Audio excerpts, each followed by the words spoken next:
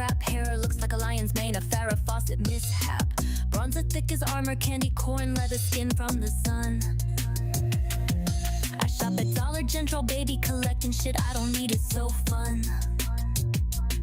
Got my electrolytes, baby wipes, and Fabuloso stash. Scored water razors and a Slim Jim, all for $12. Pretty girls always win. Cops keep asking what I'm doing around here, but I know they're sent by the haters that sneer. I cross my arms, disappointed and steer with my knee, ran about big farm and conspiracies on 5G. Fast food rappers sitting on the dash, changing vape pods while I avoid a crash. I got no money to pay my card that's due, then I cry. I'm starving with a half-eaten burger in view. Fueled by Popeyes and Bohang-Ulis, she'll school you hard with a greasy smirk. Sights the onion while she goes berserk. Sees a flash in the sky, look, it's a miracle. No, you dummy, it's just a SpaceX fumble. Talks about science, the war, and society. Smarter than everyone, but says spits the COs in library. Rants about crime she never did commit. Brags about the one she did, can't quit. Her 2 kids taken by CPS and she's a 3-time felon. Doing the right thing will never quite click in that melon. Trash talks the LGBTQ community and illegal immigrants. They're stealing all the jobs, y'all, that's why I can't get hired. Then blocks everyone in her chat for trying to inspire.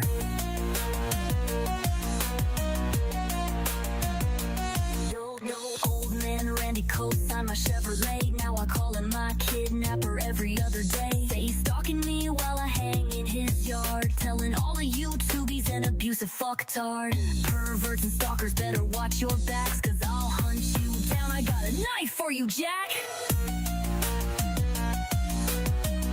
Y'all don't understand, they're all out to get me. Alley Financial won't stop harassing. Internet trolls won't wanna fuck me. Y'all are jealous. I'm a pretty girl. Listen, I'm the only honest creator on YouTube. I did not stab those bitches. They're liars. Liars! Liars! Randy's a monster, the cops are my stalkers. I got no money, but I'm doing better than y'all. I'm done, you ain't taking me down. Like, subscribe, donate to my Cash App now. Pray for me, cause I need it. She's forgiven, not fluent. Messed her every word, still sounding truant. I'm the Dollar General debutante. No pets, no friends, just me and my vape. Preaching gospel and causing chaos on my live stream from my Chevy tailgate.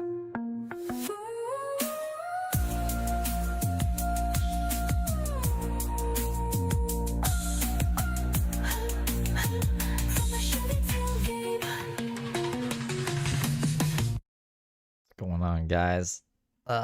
So Brooke did less than an hour stream today. And there's no good parts in it. There's just, I guess, the beginning where she's like, "Oh, my coffee is so good. As a homeless lady, I get to make coffee." And then what? She says something about her chair. And then at the end where she's like, "I just stay inside all day now because it's too cold to go outside. It's like 60 degrees outside. Can't go outside when it's 60 degrees out." But like, I think I said this yesterday. What kind of homeless person gets that option? So it doesn't, I don't know, man. That's it. And then we'll watch her shorts. She's just been eating. She's just been like uploading shorts of her eating. And then we'll go into the past, I guess. She really didn't give us much of anything today. But I was like, I should probably come online and say hello to everybody. Wendy's live, or Bailey, or whatever the fuck she wants to call herself. At least she was. I don't know if she is anymore. Let's see. Let's go find out.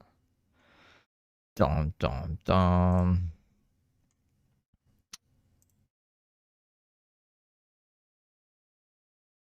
She is, maybe? This is kind of like Brooke, but like a more boring version. I got my towel. And her audio shit.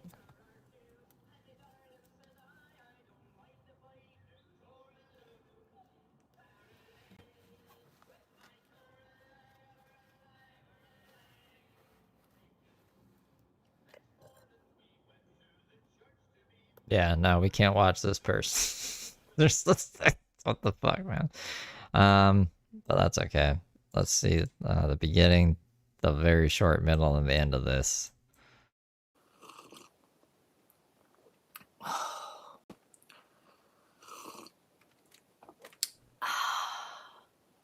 Why is that the best feeling? That's the kind of instant gratification I like. I'm telling you, coffee is life. I need to invest in like a coffee bean farm or something. Hell, if I would have done that in my 20s, I'd be a millionaire by now. You live and you learn.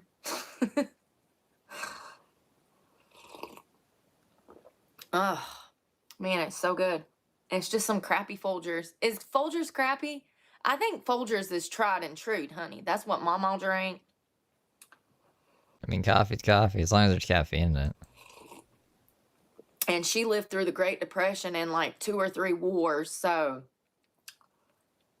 I feel like that's the preferred coffee of struggling people. Folgers. She's gonna try to get a sponsor with Folgers now. The best part of waking up is Folgers in your flipping cup. I need my phone. Y'all, this chair is getting on my nerves. Like, I'm literally gonna go to the Goodwill and find a chair. I'm so annoyed at this chair. Good morning, y'all. There's no other chair? There's no other chair in the whole house? Or trailer, or wherever the fuck we are. I hope y'all are doing well. I am ready for the weekend. I'm excited to have some fun this weekend. So we're gonna have like a morning talk at 2. Oh God, maybe. There we go. I'm tired, you guys. Why is that chair so creaky? It just looks like a normal wooden chair. What's she been doing to it?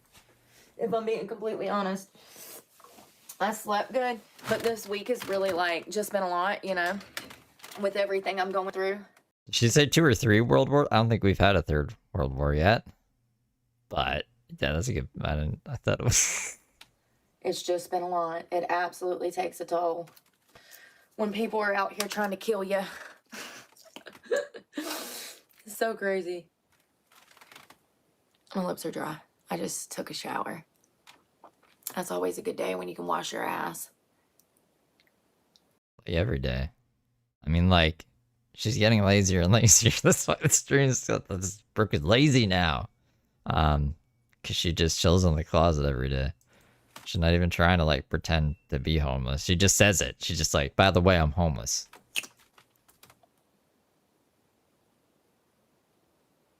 Why is my computer coming on?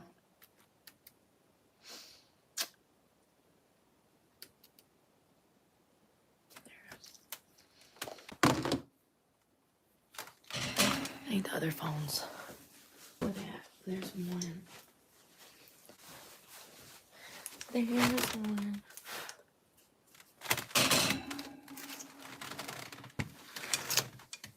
I don't know why we need 2 phones and a laptop to look at one news story and just have a very... I don't know. I don't care about her take on the news. That's why we're going to skip ahead to people making her angry. If you're coming to troll, I'm just going to block you. I rent this space to work, so pay attention so I can make more money to pay the... So, to work and to shower and to cook food and to sleep and to live in. You know what I mean? Like, I don't know. I don't know, Brooke. If it's too cold to even just like sit outside, then it's too cold to be sleeping outside. We just spend all our day in the closet and then we go out and sleep under the tree. That's what I'm supposed to believe. this rent next month so I can work some more. I do not live here. Mind your businesses. Be grateful that I have an office space to work so I can make money for food, so I can get myself off the streets. Right, I'm supposed to be grateful. Be grateful I'm lying to you. So I Good can. morning, Cash. Thank do you so whatever I want. much. Some people will need a transition, especially people that have severe body dysmorphia. But this would be after 10 or 20 years of trying talk therapy and Oh my everything goodness. else. We don't just jump to that. That's the last thing we do. There's so much that we can do before cutting off someone's body parts. Yeah, where's the other one? The other one's like 47, 47. Good morning. Y'all, I ain't even ate yet. I need to.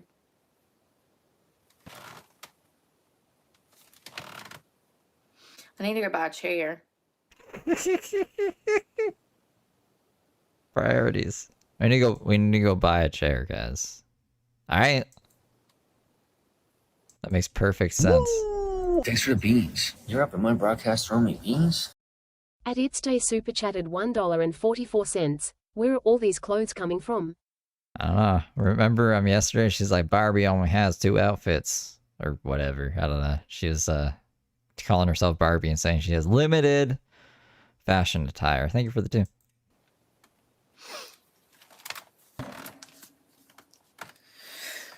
I need to go buy a chair because this thing's getting on my nerves.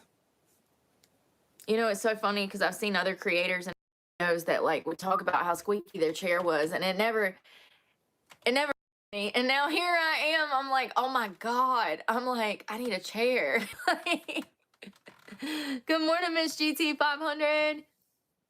It's never crossed my mind. There's never been a problem of mine. All of my chairs have been alright. Even if they're a little, like, I don't know. This is just, I've never heard anybody even complain about this. Woo! Thanks for the beans. You're up in my broadcast throwing me beans? At Mace-MR9 super chatted $2. What happened to her wrist? Thinking face. So she fell off her bike and she said that she sprained her wrist or strained it or whatever. I don't know. I don't think she did anything to it. But then she did like a whole bunch of cartwheels. And the next day she said it hurt, and now she has it in the wrong splint, I think. I think this is like a carpal tunnel splint, not like a I did too many cartwheels and don't know what the fuck I'm doing splint. But I'm not a doctor. I don't know. Neither is Brooke. And that's the story of the splint. Thank you for the 2. I'm like, yes, I need a chair. Y'all, my hand. Yeah, wrist pity grift, and also I think it's like an excuse to not be outside. She's like, it's cold and I can't bike anyways or work out because my wrist, guys. Oh no. You know what I mean? I'm starting to feel better. But I definitely We can't go running or anything because of my wrist. messed it up.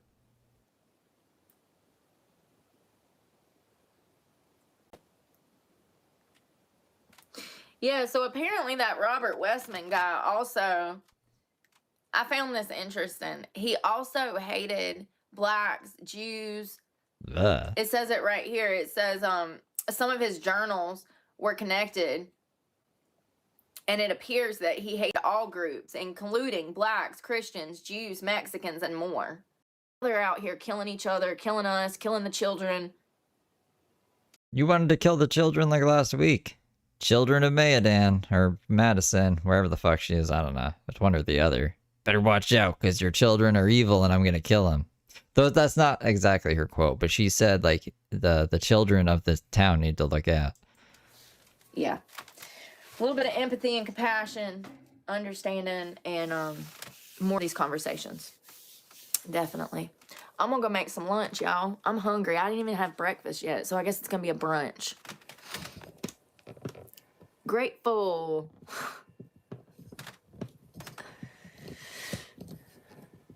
Thank you, Derry. You too. You too. Age like wine, not like milk. Y'all, I'm gonna go make something to eat. We might get outside later. I would like to be outside, but... Anna, let me know. I think you ordered t-shirts. There's no more t-shirts. I took Teespring off of the fucking... I just nuked it. I got rid of it. You guys shouldn't be able to order anymore because apparently only Cleveland got a t-shirt and everyone else who's ordered like a month ago has still not gotten their stuff and they're not paying me. And then I was like, what's going on here? Apparently they're just doing this to a lot of people, so that's no good. Anna, I need if your shirt, if after 2 weeks it still isn't there, if you want to DM me like the order number so I can bug them with it, so I can make sure you get it or find another way to get you the shirt. And then I gotta find 4 more people who I don't know who ordered stuff. So if you order stuff and you didn't get it, let me know and shoot me the order number in a DM, so I can go on this battle with Teespring that I never thought I'd have to do. So, and then we'll probably switch to I think fourth wall. I think fourth wall is okay. Maybe, I don't know. I'm gonna do some research. I didn't know I had to, like, I used Teespring in the past. They've always been good. Teespring's always been good. I'm very disappointed in them making my life more difficult. Brooke's gonna sue me for negative money now. It's gonna like cost me money now, this whole fucking t-shirt thing. But yeah, I was like, Anna, I know is one person who orders stuff. Fucking Teespring. Honestly, it's cold. It's 60-something degrees. So that's not an option when it's freezing. That is cold to me. I love you guys. And So we're just gonna sit inside. I think I missed the part. She's like, I'm just gonna stay inside because it's too cold. thank you, Derry. You too. You too. Age like wine, not like milk. Y'all, I'm gonna go make something to eat. We might get outside later. I would like to be outside, but honestly, it's cold. It's 60-something degrees. So that's not an option when it's freezing. That What do you mean it's not an option? That's the only option if you're homeless, is being outside. is cold to me. I love you guys, and please pray for me. And I'm praying for you guys, and we'll talk. And that's that. So let's, I guess, watch your shorts, and then we're gonna go into the past. The past. We've been watching like the old videos, which have been like more interesting than recent stuff. Recent stuff is like Jesus jumping. Okay, we saw that one, She's been doing these things too where oh my goodness. Stop that. So usually I don't have my fucking, hold on. I don't have my drawing tool open. Home now. Come here, you. Alright, so usually Brooke's just in the corner here by herself taking someone else's video, but this guy's in the corner already. So like this guy already took this woman's video, and then Brooke took this guy's video of this girl's video. You know what I'm saying? There's two Brooks here. I guess you guys can't even see this guy's face, but I just thought this was funny for that reason. How dare you? He is severely autistic. He does not understand. Don't you dare! I don't care. You have seen him a few times. He is severely autistic. Don't you dare do stuff like People are stealing my content. You know, Brooke says that. That's why. I don't know. It's just funny to me. That's not that interesting otherwise. Let's go see what else we got here. I made lunch, but it's already sweater weather. So let's vest up to eat. This is a Big Mac. Well, it's a mini Mac. This, however, is the star of the show. So I did 1 cup of strawberries, 1 scoop of vanilla protein, and strawberry protein milk. My milkshake brings all the moisture, y'all.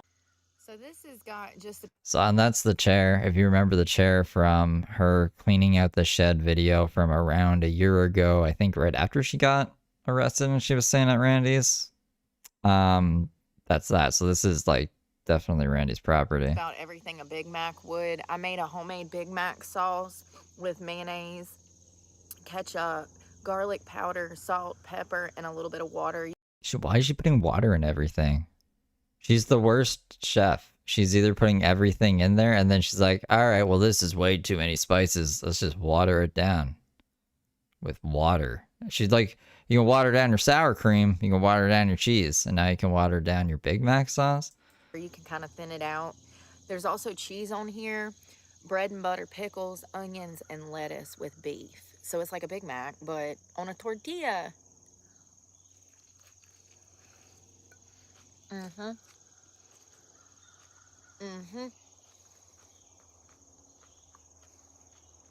She's gonna be so angry because this isn't gonna get her lots of views. Even if it did, like, it's YouTube Shorts. And she did an hour of live streaming. I think she only got like 13K views.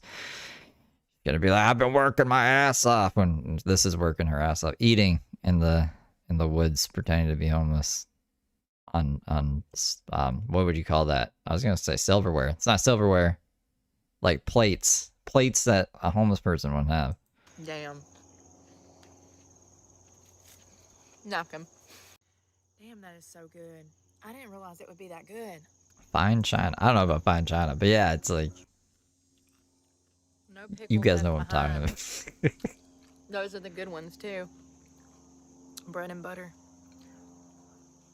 Let's try this in with all this mac sauce.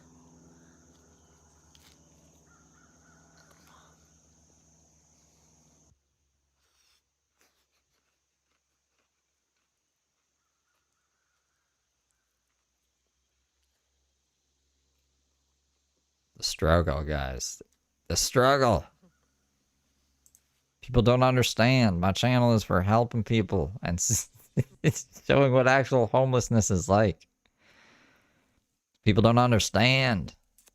They don't understand. But howdy. We were gonna do some yoga, but I I don't know. She do yoga apparently. sit on the ground and re-injured my left hand that's already in a splint. So this is me just showing off my gains. We're actually about to go into a bulk. So you can see the muscle that I've gained specifically in my glutes and my quads. My butt ain't looked that good since I was in like high school, y'all. Neither have my thighs. They're stalkers on the internet. I better show them my butt. Kind of crazy. My abs are starting to come in. I only train those like once every 2 weeks. I just want to be honest that this journey has not been perfect, but look at the gains I've made. Howdy. We were going to do The fuck? We got fish, sausage, eggs, and what is that? A jalapeno? No, it's not a jalapeno. Some kind of pepper. Some kind of stuffed pepper. What other? We're missing beef. I guess she ate the Big Mac taco thing. We're eating every single animal today. deviled egg. That's just, it's insane how a homeless lady can make all those things. I wish she could show us. But you know, she just rents out a little closet for office space. Nothing too crazy. Doesn't have a kitchen. Doesn't have a bedroom. Anyways, let's go to the X. Let's go to our old videos. There we go. 24 minutes of Brooke from today. She only got 13,000 views on her fucking hour video. It's not gonna pay the bills. That's like $13. Brooke, what are you doing? What are you doing? What am I doing? Okay, oldest. That's what I'm looking for. I was like, what am I trying to find here? Alright, this one isn't too long. But it's like, it's a news Brooke. She's wearing a hat, though. Maybe we'll skip this one. And we'll go back to it just to check up on it. Because the one after that's only 11 minutes. And it's titled, To Strip or Not to Strip. And then she did a 2-hour one saying to strip or not to strip. Let's start over. Sounds like very important information. Morning. Good morning, my motherfucking sunshines. Good morning. Good morning. Yo, I've had a crazy week. First of all, I got rained on last night. For those that do not know, hello, I'm Brooke, and I live out of my car full time. So let me give you a tour of the home, a tour. So we have laundry detergent that we're gonna put up, but my bed, my window covers, as you can see, I have. Oh, this is from June now. She took a little break, I guess, for a couple days. Came back June 5th. God damn it, I gotta make a new thing. 2 window covers back there. I don't know if you guys can see them, but those go in. What's going on, Kate? In the front windows right here. My truck is a mess right now. It rained where I'm at yesterday, and when it rained last night, okay, first of all, I went and worked at a club. We're going to talk about that. That's what I want to talk about this morning, because I just feel like bad behavior is rewarded. I don't feel like... You already said this the last stream. Well, 2 streams ago, because we're skipping the one about the news in her hat. God would steer me in the direction of a strip club, but if it's what I have to do, it's what I have to do. And we're literally there, because I did 16 interviews last week and not one place was willing to hire me. Like, they didn't even call me back to tell me that they weren't going to hire me. I just never heard from them again. My shirt is soaked from where it rained last night. When I say that I got off of work, I worked at a club in South Carolina last night, yesterday. But I got there at... So confusing. Does she have a job? Does she not have a job? Is she already stripping? Like, what is, I don't get it. 12 lunchtime, and I get off at 6 p.m. So I'm choosing to work day shift because, number one... And this is a club, so it's not the winery. She's like, I'm never going back to the winery. What is this club? I feel like I'm at an age where being up late messes up my entire schedule. And so I like day shift. And if you know, then you know. I used to make over $100,000 a year working day shift pre-COVID. One of the reasons that I left dancing was because I felt like God was pushing me in a different direction. It's not a good environment for people who are sober. It's just not. It's not. It's just not. It's important, Rich Evans. This is how we gotta find out things in life. The things. Not a healthy environment. And you don't know me. You don't know what I've been through. Yeah, we do. We've watched it all. and that's what I'm struggling with this morning. It's like, well, I've made all of these changes. I left dancing. But then I go back. It's my first day back, and I make more money there than I've made at all of my jobs combined. And so it's like, well, if God didn't want me here, why is he rewarding me? Because I just feel like this is a reward. Anyways, I left work and I was going to meet a friend for dinner outside of Charlotte. So I made like the 30-minute drive outside of South Carolina into Charlotte. And when I tell you that the rain, y'all, I got in that restaurant and my hair was just dripping from the rain. Brian's weird. You're gonna have to start your own channel. And like, I don't know, go do research or whatever. Fucking weird guy. Shirt is soaked. This was last night. Like, I went to bed with a nasty, wet, acid rain hair. My hair looks like shit from the rain.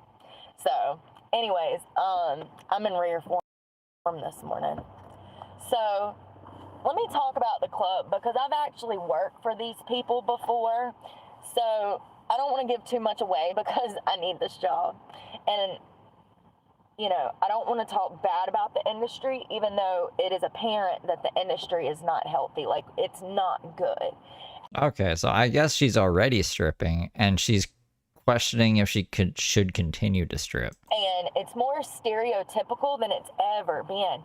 I remember when I first started dancing back in the day, y'all. You couldn't touch the girls. If you touched a dancer, your ass was getting picked up and thrown out of there. Okay? It's not like that anymore. Dudes literally were calling the club yesterday asking if they could come in and have sex with girls. So if you have men calling and asking these questions, you know what society thinks of these places. It's really baffling to me that a lot more clubs have not been busted for like prostitution and all kinds of stuff, like everything. You know, I'm surprised that the ALE does not run up in strip clubs. Why does my hair look crazy? It looks like it was cut, doesn't it? Look at that. It's probably just flyaways. I literally just washed it, and I only wash my hair 2 to 3 days a week, depending on the weather, humidity.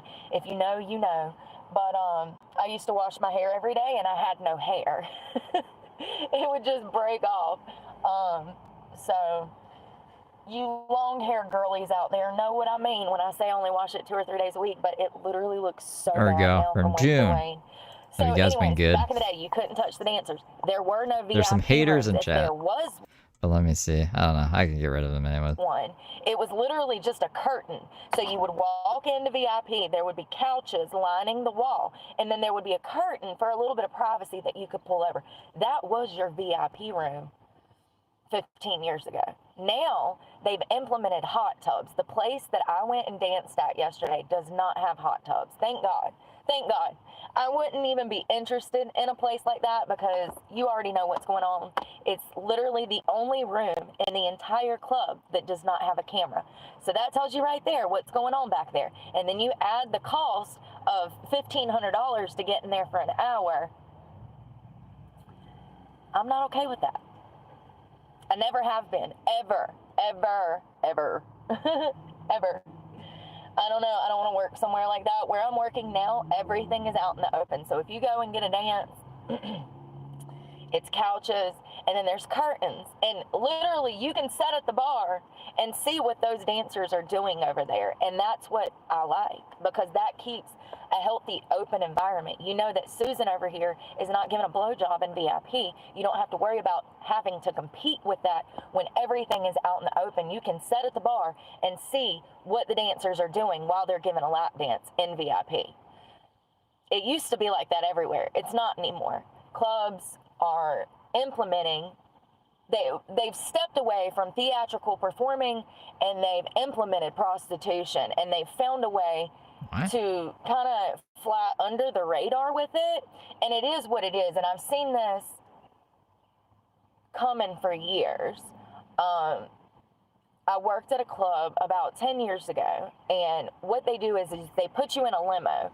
So you come into work, you put on your stripper outfit, you dance on stage a little bit, and then if you... I wonder when the hot tubs are going to come in, because that was the other thing. She's like, if there's a hot tub at the strip club, that's how you know there's just prostitutes there. You meet a guy, and he likes you, he will pay you to go on a limo ride with him. Now, there's a chauffeur that drives the limo. You're in the very back with this random person that you don't know, okay? Hold on. It's getting hot already. Sorry, I have somebody in my mouth.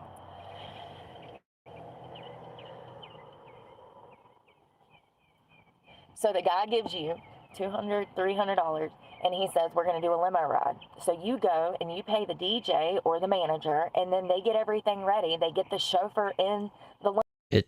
Yes, it does say June 2024. Is it not from? It is. It's from June 2024. Sorry, I had to make sure. It's not from 2025. 2024. In June of 2025, she was out trying to stab people who were trying to find their haircut places. Limo. So a year before, this is what she looked like exactly a year before she was chasing that guy in the parking lot. You get in the limo with this guy, and the next thing you know, his fucking pants are around his ankle. Oh, and someone you're asked. trapped. Okay, my bad. You're trapped. You're trapped. You're in the back of a limo with some strange man. Trapped. The chauffeur's driving, and here this man is with his pants to his ankles, and you're trapped. Yeah. So, you know, I don't want to work anywhere like that. The place that I worked at yesterday and the place that I plan on working at again is not like that. There's no hot tubs. There's no limos. Everything is out in the open. You don't have to worry about competing with Susan over here doing her nasty No hot tubs or limos. That's good. I didn't know that limos were a sign of prostitution either. stuff in VIP because you can see what Susan's doing.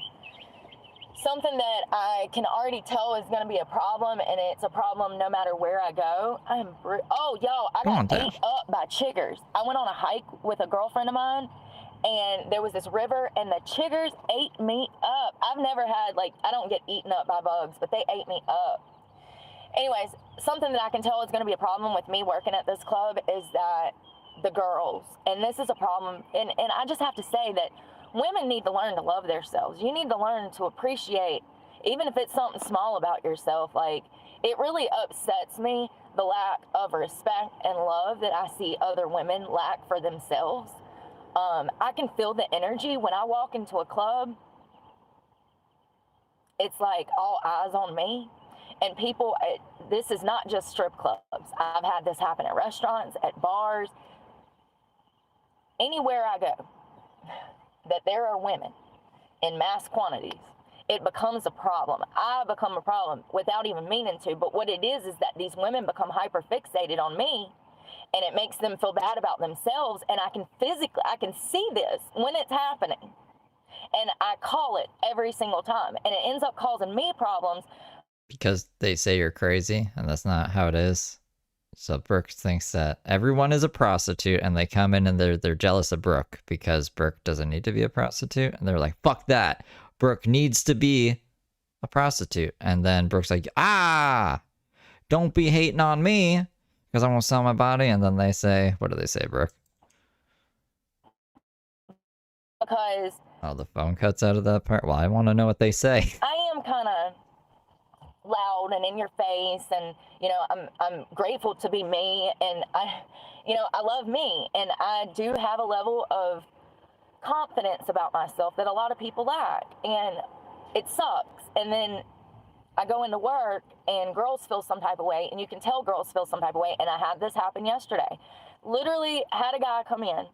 He wanted to get dances. He's been friends with this one girl for years. And yesterday he decided not to spend money on her. He spent money on me. Not only her first time ever at a strip club. So this little old... Wait, what? This story already doesn't make sense. So, like, he always pays for dances from this one girl, but this time he decided to pay for a dance from you? But it was her first time at the strip club? Or is it your first time at the strip club? What the fuck are you talking about? Middle-aged white lady and her husband are getting tore up on what was yesterday, Tuesday, on a Tuesday afternoon in the strip club, and guy hands me $200, wants me to take his wife back and give his wife a dance. When these people are handing me all of this money, these girls are sitting at the bar not making any money, and you can see on their face that it hurts them. And it literally, y'all, it makes me feel so fucking bad. Like, I have a conscience. I'm sorry. Like, it makes me feel bad to take money from girls. It really does. It is a very, very, very, stripping is a very cutthroat industry. And it is not for the faint and weak of hearted when it comes to what you have to deal with mentally. If you're not mentally prepared to be in that environment, you will crumble. Those girls will eat you fucking alive, and you will crumble. And it sucks that I can see that there's going to what? Oh, that's how it ends. Okay. Well, let's get part 2 of this.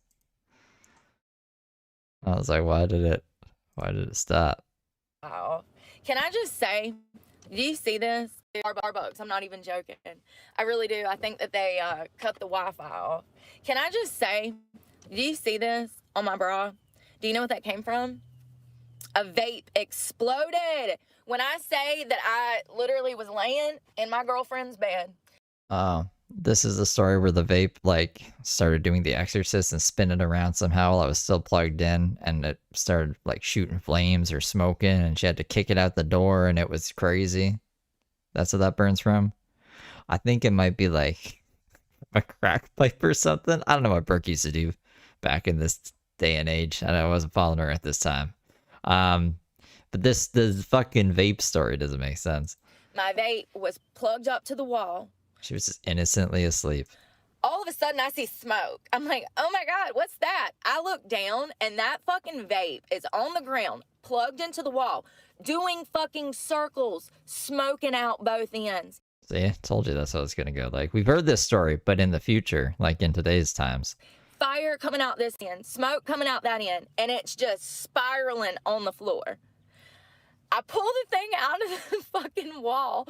I throw it down a flight of steps. I haul ass down those steps. I open the front door and threw it out on the front porch. It fucking exploded out there and caught fire. If I would have not been in that bed and been upstairs, it would have caught the house on fire without a doubt. Without a doubt. The bra was on the floor, and I love this bra. It's, like... What kind of vapes are these? Wireless. And it's so soft. I love these things. But yeah, I said fuck that. I'm not throwing it away. The bra was on the floor, and it got like the vape stuff on it, the THC stuff. So yeah, it's ruined. Anyways, my raggedy bra is raggedy. So back to stripping. So when I go in these clubs, like I said, this guy comes in, and he wanted this girl to dance for him, but then he saw me, and I could see all of his attention. Flows from Progressive, I think. It's Progressive Car Insurance, right? Something with a P. There's the gecko's a gecko for Geico. Shift to me. Like, he turned his whole body around with his back towards her. Like, he turned his back on her, turning all of his attention to me, and immediately threw $100 down and was like, let's go to VIP. So for $100, that's 10 minutes of dancing. So it's not normally normally you pay per song, or you can do like a champagne room and you get a bottle of champagne, and that starts at like 300 and goes up, and you get set time. So it's like a 30-minute champagne room or an hour champagne room. And then we have single dances, but single dances are $30 a dance. Let's talk about what I made, because, well, I'll talk about that at the end. I gotta find my receipts. We can talk about, I do like their process of... If Brooke was a spider, her spider web would be like all over the fucking place. It'd be half built over here, half built over there, fucking collapsing on itself. She can never, like, why can't we finish one thought before going to the next thing? Why do we have all these unfinished loops? It's overwhelming and annoying. The money, how they do money. And I want to talk about how this is a great process. And I love that I actually have receipts. That's important to me. I've quit stripping at a lot of clubs because they didn't give me receipts. I had no proof of the money that I had coming in. And that's a huge problem for dancers. Being on a 1099, a lot of us don't file because the clubs don't report. So we don't even have a number to use to file taxes because the clubs are under the table. That's how they operate. That's what they do. So a lot of girls don't file. I would say 90% of dancers don't file taxes, which will come back and eat you in the ass. So you have to be careful because it'll bite you in the ass. Now, if the club's not reporting, then nobody's reporting. But if the club's reporting that they have you on a 1099, your ass is going to be in big trouble at the end of the year if you got a box of these and you haven't paid no taxes. We need a Tony Michael John stripping saga. He would quit within, I think, probably 2 to 3 days, and he would say it's because of jealousy. The other dancers were jealous of him. But, you know, he just doesn't get along with anyone. But I just wonder, I could see him doing it. He does other crazy stuff. Woo! Thanks for the beans. You're up at my broadcast throwing me beans? At It's Day Super Chatted $1.44. When was the last time she filed taxes? I have no idea. I don't know if anyone's ever asked her that or she's like disclosed it on her own volition. But I don't know. I did my taxes last year. Thank you for the Tuesday day. So I appreciate that they do things like this, and we'll talk about what I made at the end. But my point is, going back to, if you missed the first part, y'all, I try to do a live, and I swear that Starbucks is kicking me off their Wi-Fi. Like, it doesn't make any sense, but whatever. They probably can't use their Wi-Fi, so they're like, I wonder why the Wi-Fi is slow. I don't know. Just unplug and plug back in the router. That usually works, and then it kicks her off. Like, she's using up all her data. So I had to start over. But it really does hurt. It hurts my feelings to walk into a club and take these girls' money, especially when I know they have kids and stuff. But at the end of the day, like I said, most of the clubs are very stereotypical. So what you think is going on is actually going on. The drug use is rampant. Prostitution is okay. You know, like, girls don't have a problem doing it. It's very stereotypical. What I do like about the club that I found that I'm going to be working at is that everything's out in the open. So I can sit at the bar and see what Chelsea is doing in VIP. I don't have to worry about Chelsea being over there giving a blowjob in VIP and then me having to compete with that. Oh no, Brooke. See, it sounds like she's jealous. I don't want to have to compete with people giving blowjobs and shit. That's another reason that I left dancing. When clubs started implementing hot tubs and limos and all of these things, and then I noticed that there's no cameras in any of these locations, it's just so sketchy. And I feel sorry for any baby dancer that goes to dance and then gets trapped up in that fucking limo like I was 10 years ago when I found out the hard way. Baby dancer. Baby shouldn't be dancing. What? Was this been happening for 10 years? It's like a decade thing? Because I was not expecting that man to have his pants around his ankles. Okay, we got to turn this motherfucker around. You got to take me back. Or leave me here. Like, something. I'm not staying in this limo with this guy at all. It's not happening. Get me out of here. So, I don't know. I went and I enjoyed the lake this weekend, and then I also went to the mountains. So I actually started in the mountains and it ended up at the lake. And I'm in South Carolina now, and I'm really enjoying it. Honestly, being just 3 hours away from my hometown is like a whole nother world to me. And let me just tell y'all now, I'm a gypsy soul. I've always been a gypsy soul. I've traveled my entire life since I was 16 years old. I've been on. See, I already forgot that she's training for Iron Man. I think she's forgotten she's training for Iron Man too, because all she did was like talk about the news and eat today. On the open road, and it's been amazing. I love exploring new things, and being where I'm at now, there's so much to explore, and now I have a full-time job. It is stripping. It is what it is. I'll find something better, but it's the first of the month. I have bills. So, I did all of these interviews last week, and I did 3 on Monday. And then finally, I was just like, my hands are tied. Like, I have to go find something that's going to bring me cash today. Like, there's no ands, ifs, or buts about it. Nobody is giving me a chance to work. I'm running all of my money. Y'all, I've said this before. I'd like to see, isn't fucking Iron Man's in October? So it's only going to get colder. You know what I mean? That's 2 months from now, or a month, I guess, and a bit. She gets there. So you know what? The water is too cold. The water's not the temperature that I like it. The air is kind of windy. And I just like, can we delay it? And they'll be like, no, it's Iron Man. It's the fucking race. For somewhere between $20,000 and $30,000 just in the past, since October of last year, looking for a job. I've been to hundreds of job interviews. That fucking destroys a person. It really does. And it's to the point to where I have no choice. I gotta fucking make money. So what do I know how to do? Strip. And it sucks to walk into this environment and hurt these girls and not mean to. It really affects me. And I know that it's just money. Brooke, are you pretending to cry over some other strippers' kids who you're competing with when you don't even give a fuck about your own kids? I don't believe this. My prediction is that I might be able to last a couple months here before the girls take it so personal they start turning on me. Brooke's just too hot. She's gonna take all the money from all the men in the club.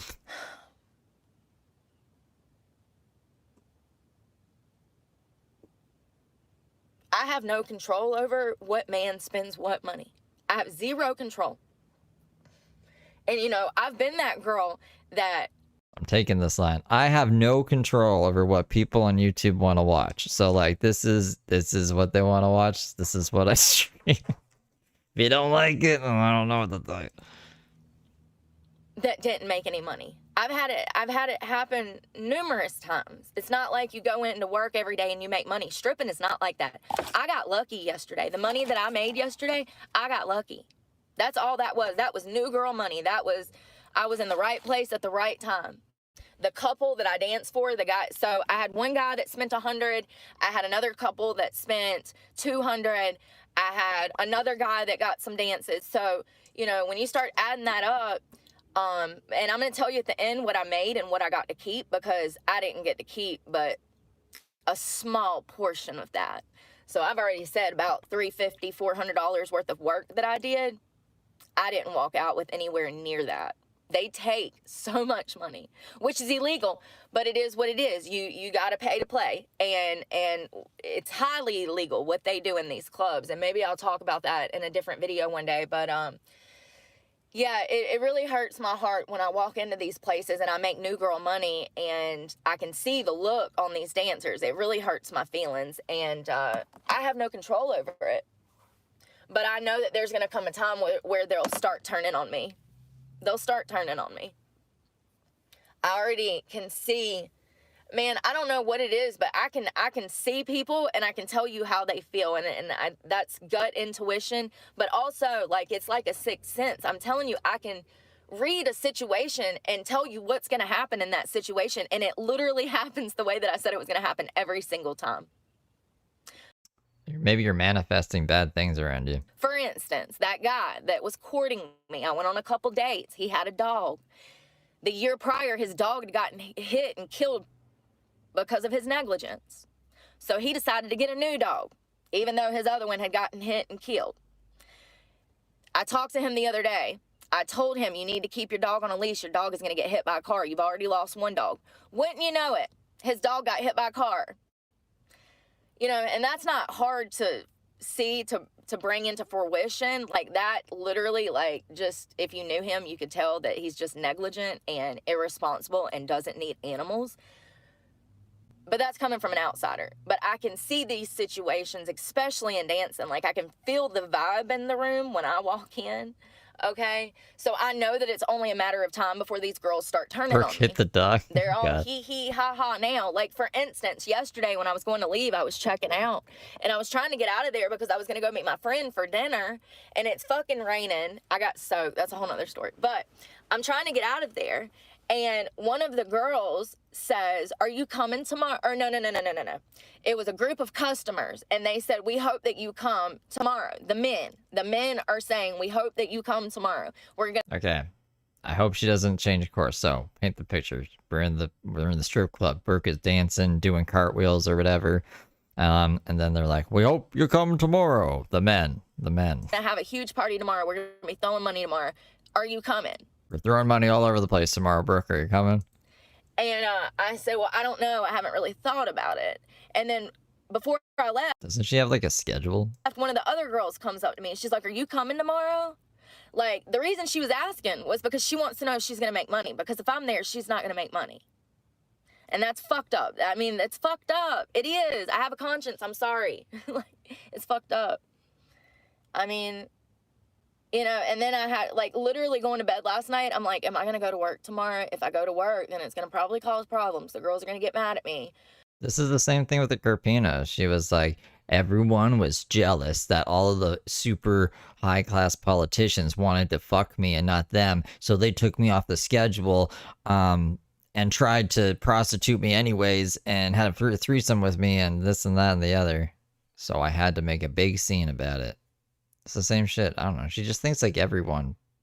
Literally, she just thinks everyone wants to fuck her. But those guys want me there. I'm going to work. I need the money. You know, I'm just saying that it sucks, you know. And here's another thing. When COVID happened, and I'm not trying to be mean when I say this, because every person is beautiful and every person deserves to feel love. What? No. You heard that out of context. I didn't have a threesome. I was talking about the Carpinos. Person deserves to love themselves, and they should. And I know that that's a lot harder than I actually said, you know. But since COVID, the quality of women in strip clubs has changed. All the good strippers caught COVID and died. I remember a time where they wouldn't hire you if you were over a certain weight. Now, I understand that things have changed now, and there's actually men that are into bigger women. That's fine. Since COVID? What the fuck, Brooke? What are we even talking about now? That's fine. You know, Netflix and chill, I just like, you know, sat around during COVID. Everyone got a little bigger, and now that's just what I'm into. What does she mean? That's fine. It's fine to have variety. I think that it's important to have variety, especially when it comes to different races and things like that. I think that I've made some of my best money in clubs where we had a collective of people and not just blonde hair, blue eyes, you know, white girl, what society says is whatever, you know, cute. So Brooke has like red hair. She's like Pippi Longstocking. I didn't know that Pippi Longstocking was universally known as hot or whatever. I've made some really good money in clubs where we had weight in a strip club. Being a bigger girl in a strip club is not easy. Guys definitely are meaner to you. You're not going to make as much money, and it sucks. I feel for these girls because they're just trying to support their kids. One girl has 3 kids, you know? And from all outwards appearances, these girls don't seem to be. It's like a leprechaun's angry mom. you know. Leprechauns have to have moms too, right? So it's like, just picturing a leprechaun shows up and is like, "Oh, you can have my pot of gold." And then Brooke comes out and is like, "Billy, you didn't take out the trash before you came leprechaun fucking extorting," or whatever leprechauns do to people. And he was like, "Oh, but Brooke," I guess you call him mom, "but mom, it was urgent." High out of their minds on drugs. Now, I'm not saying they don't do drugs. I'm just saying that it's not like they're in there hustling so that they can go buy heroin at the end of the night. These girls are in there. You can tell they're older like me, and you can tell that they're in there trying to be responsible. So it sucks to have someone like me come in and all of the money start flowing into my pocket, and I understand how that can make someone feel. And let me tell you something, it's one thing to be a cute girl, it's a whole nother thing to be here at the lake. Y'all, I'm going to buy Wi-Fi today. I'm so mad. I don't know what you mean by buy Wi-Fi. Good luck with that. What did she mean? You need a house to buy Wi-Fi. Time I'm literally on Starbucks Wi-Fi and it keeps kicking me off, fucking up my life. But then it's my cell phone. You would think that the data would pick it up and keep the live going, but it doesn't. So if I lose you guys, I'm doing well. I'm going to strip this afternoon. I got hit in the downpour of fucking rain last night, so I know that this is going to be a temporary position. I might make enough money to get my bills caught up this month, and then I'm going to have to keep it moving because these girls are going to start feeling some type of way. They already are. I can tell by the way they talk, they look. If you know, you know. If you're a girl, you know exactly what I'm talking about. I feel like men, y'all don't have these problems at work. When I used to do carpentry, y'all, okay? I loved it. If anybody has a carpentry position in the North Carolina, South Carolina, or Georgia area, I will come for work, okay?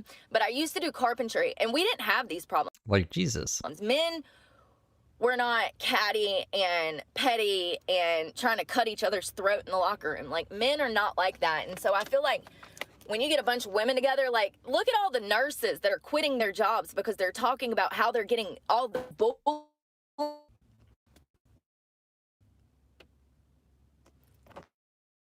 we good, Brooke? What's happening? I'm just going to have to break down and buy wireless internet. It's like $240 a month. But like, y'all, my phone will leave me stranded somewhere. I got stuck on a bridge in South Carolina for like an hour and a half one day because my phones would not work.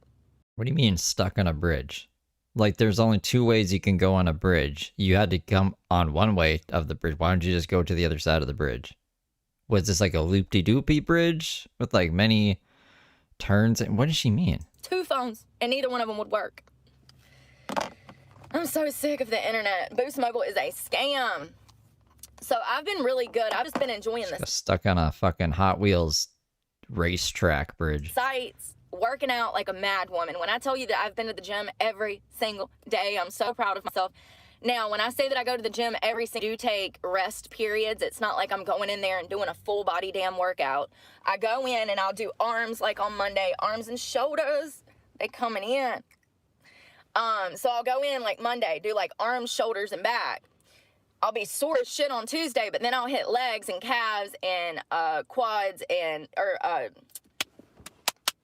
these big old things. And then I'll be sore then my upper and lower will be sore, but then I'll hit some core and do some strength training on a mat with like light weights.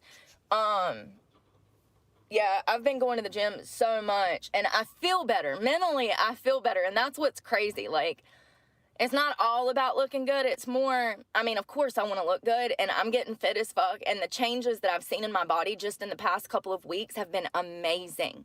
Just in 2 weeks of doing booty workouts, I noticed a difference in my ass. Just 2 weeks. That's all it takes. A little bit of time. And I've worked hard, you know, starting at 200 pounds and get back down to like 130 where I'm at now. And I fluctuate with stress. If you see me and I look skinny as fuck, I'm probably under a lot of stress. When I'm stressed, I can't eat at all. And people that can, I don't understand. Like, you know, thinking about like debt, having a lot of debt, I couldn't sleep at night. If I don't fuck with credit cards, but I can tell you right now, if I had a credit card. She does have credit cards. She said before she has credit cards. and I owed even $100 on that credit card, I would not be able to sleep or eat at night. Sleep, period, but eat because of the stress. I don't understand how people walk around with $100,000 in credit card debt. Like, how are you not stressed? But they do. But yeah, so if I ever get super skinny, I'm under a... Because what are they gonna fucking do? What are they gonna do to you, Brooke? You don't own anything. You literally have nothing that credit cards can take from you. Why wouldn't you go into credit card debt at this point? Like, no, but seriously, why wouldn't you? What are they gonna take? Like, you don't own property. You don't own a truck anymore. You don't own shit. Just go into credit card debt. a lot of stress. It's not meth. So I saw that this... Oh no, the $1 billion corporation. I owe $100 to. Her credit's shit. She can't get a credit card anyways. But it's in Durham, which is about, I don't know, 2.5 hours away from me. Now, I think that they have all of the dances out in the open in the VIP area. For those that don't know, there's no wages to garnish. What are Cash App donations? I think her YouTube goes into her Cash App too, or else Randy would have been able to garnish her YouTube earnings. There's no wages to fucking garnish. Like, literally, I don't understand why Brooke isn't going into credit card debt. gentlemen's club. Maybe that's irresponsible, but if I was in Brooke's position, actually homeless, and I had credit for some reason, I would probably go into credit card debt. There's like 3 types of clubs. So there's gentlemen's clubs where you get a lot of like businessy people and like high-end business guys that come in, and those types of clubs, the gentlemen's clubs, used to not allow any kind of touching, any kind of kissing or licking on the dancers. Like, you couldn't touch a girl, they'd throw your ass out. Those are the clubs that have switched over from theatrical performing to backdoor prostitution, because these are the clubs that are putting in hot tubs and allowing limos to go off of the property with the girls in the back. Y'all, wild. When I tell you that this man pulled his pants down, and like, I literally had just gotten the limo, we pull off, I reach for a glass of champagne on one side of the limo, I turn back around, and this motherfucker is sitting there with his pants down. Like, what? That quick. Yeah, so that's gentlemen's club. Those are the ones that are really doing that and pushing that. And then you have like nightclubs, strip clubs, and those are the ones where you might get shot. You know, like Club Onyx in Charlotte. That's a nightclub, strip club, okay? And there's a shooting there like almost every other weekend, is it not? If you know, you know. Onyx is the one that like...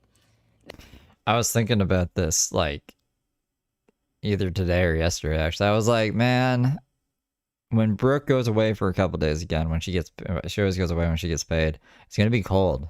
Like, it's already cold. But it would prove a point. It would prove more of a point if I could do it in the colder weather, because Brooke doesn't even go outside anymore, period. So I should probably do that soon if I am going to do it before it gets even more cold. I think Nicki Minaj, or like, I don't know, the rappers rap about Club Onyx. It's in Charlotte. So... yeah, I've been in there once, and it was only because some girl that I was stripping with I was working at a gentleman's club, the Gentleman's Club of Charlotte, the nicest club in Charlotte, the most high-end, respectable place to work in Charlotte. So anyways, this girl is drunk, and she wanted me to drive her over to Onyx, and I was like, let's go. And it's like 2 o'clock in the morning. You know, we get over there, we're in the line for Onyx. All these guys are hitting on us because it's the type of environment you can act. If somebody wrong, come over and put your ass in the middle of the club. There's dancers that make money from stage, so stage tips, $1 bills that guys just throw. And then I'm the type of dancer where I have this way about me, you know? And like, there's a lot of sensuality that comes into things, and that's lacking in the industry nowadays. You know, girls just want to bust it wide open and fucking... you know, whatever. Go ahead, girl. But I'm from the old school days where we actually were sensual, and we had, like, you know, yeah, choreographed routines, like things 5, 6, 7, 8, Paul. Choreographed routines, all right? have changed so much. If you want to go pop and make your ones, go ahead, girl. But I'm thinking about that long-term money. I'm trying to get to know Joe over here. So Joe comes in every day and spends money on Brooke. Are you stupid? Do you think Joe is like, you know what? You think he goes home at night and is like thinking like, you know, that one stripper had really good choreography, and I don't know why, but I just really want to go back and see her. Like, they don't give a fuck about that. What are you talking about? I think about, so you can go, All the really good customers with more money care about choreography? Question mark. here's the thing. Let's talk about prostitution and the way that girls just leave clubs with customers, because it happens all of the time. Now, the club that I work at now, that I just got hired at, that I'm not allowed to leave. I have to stay there for 6 hours. I'm not allowed to go to my car. I'm not allowed to meet nobody in the parking lot. I ain't allowed to sneak off in the back with Steven over here to smoke a cigarette.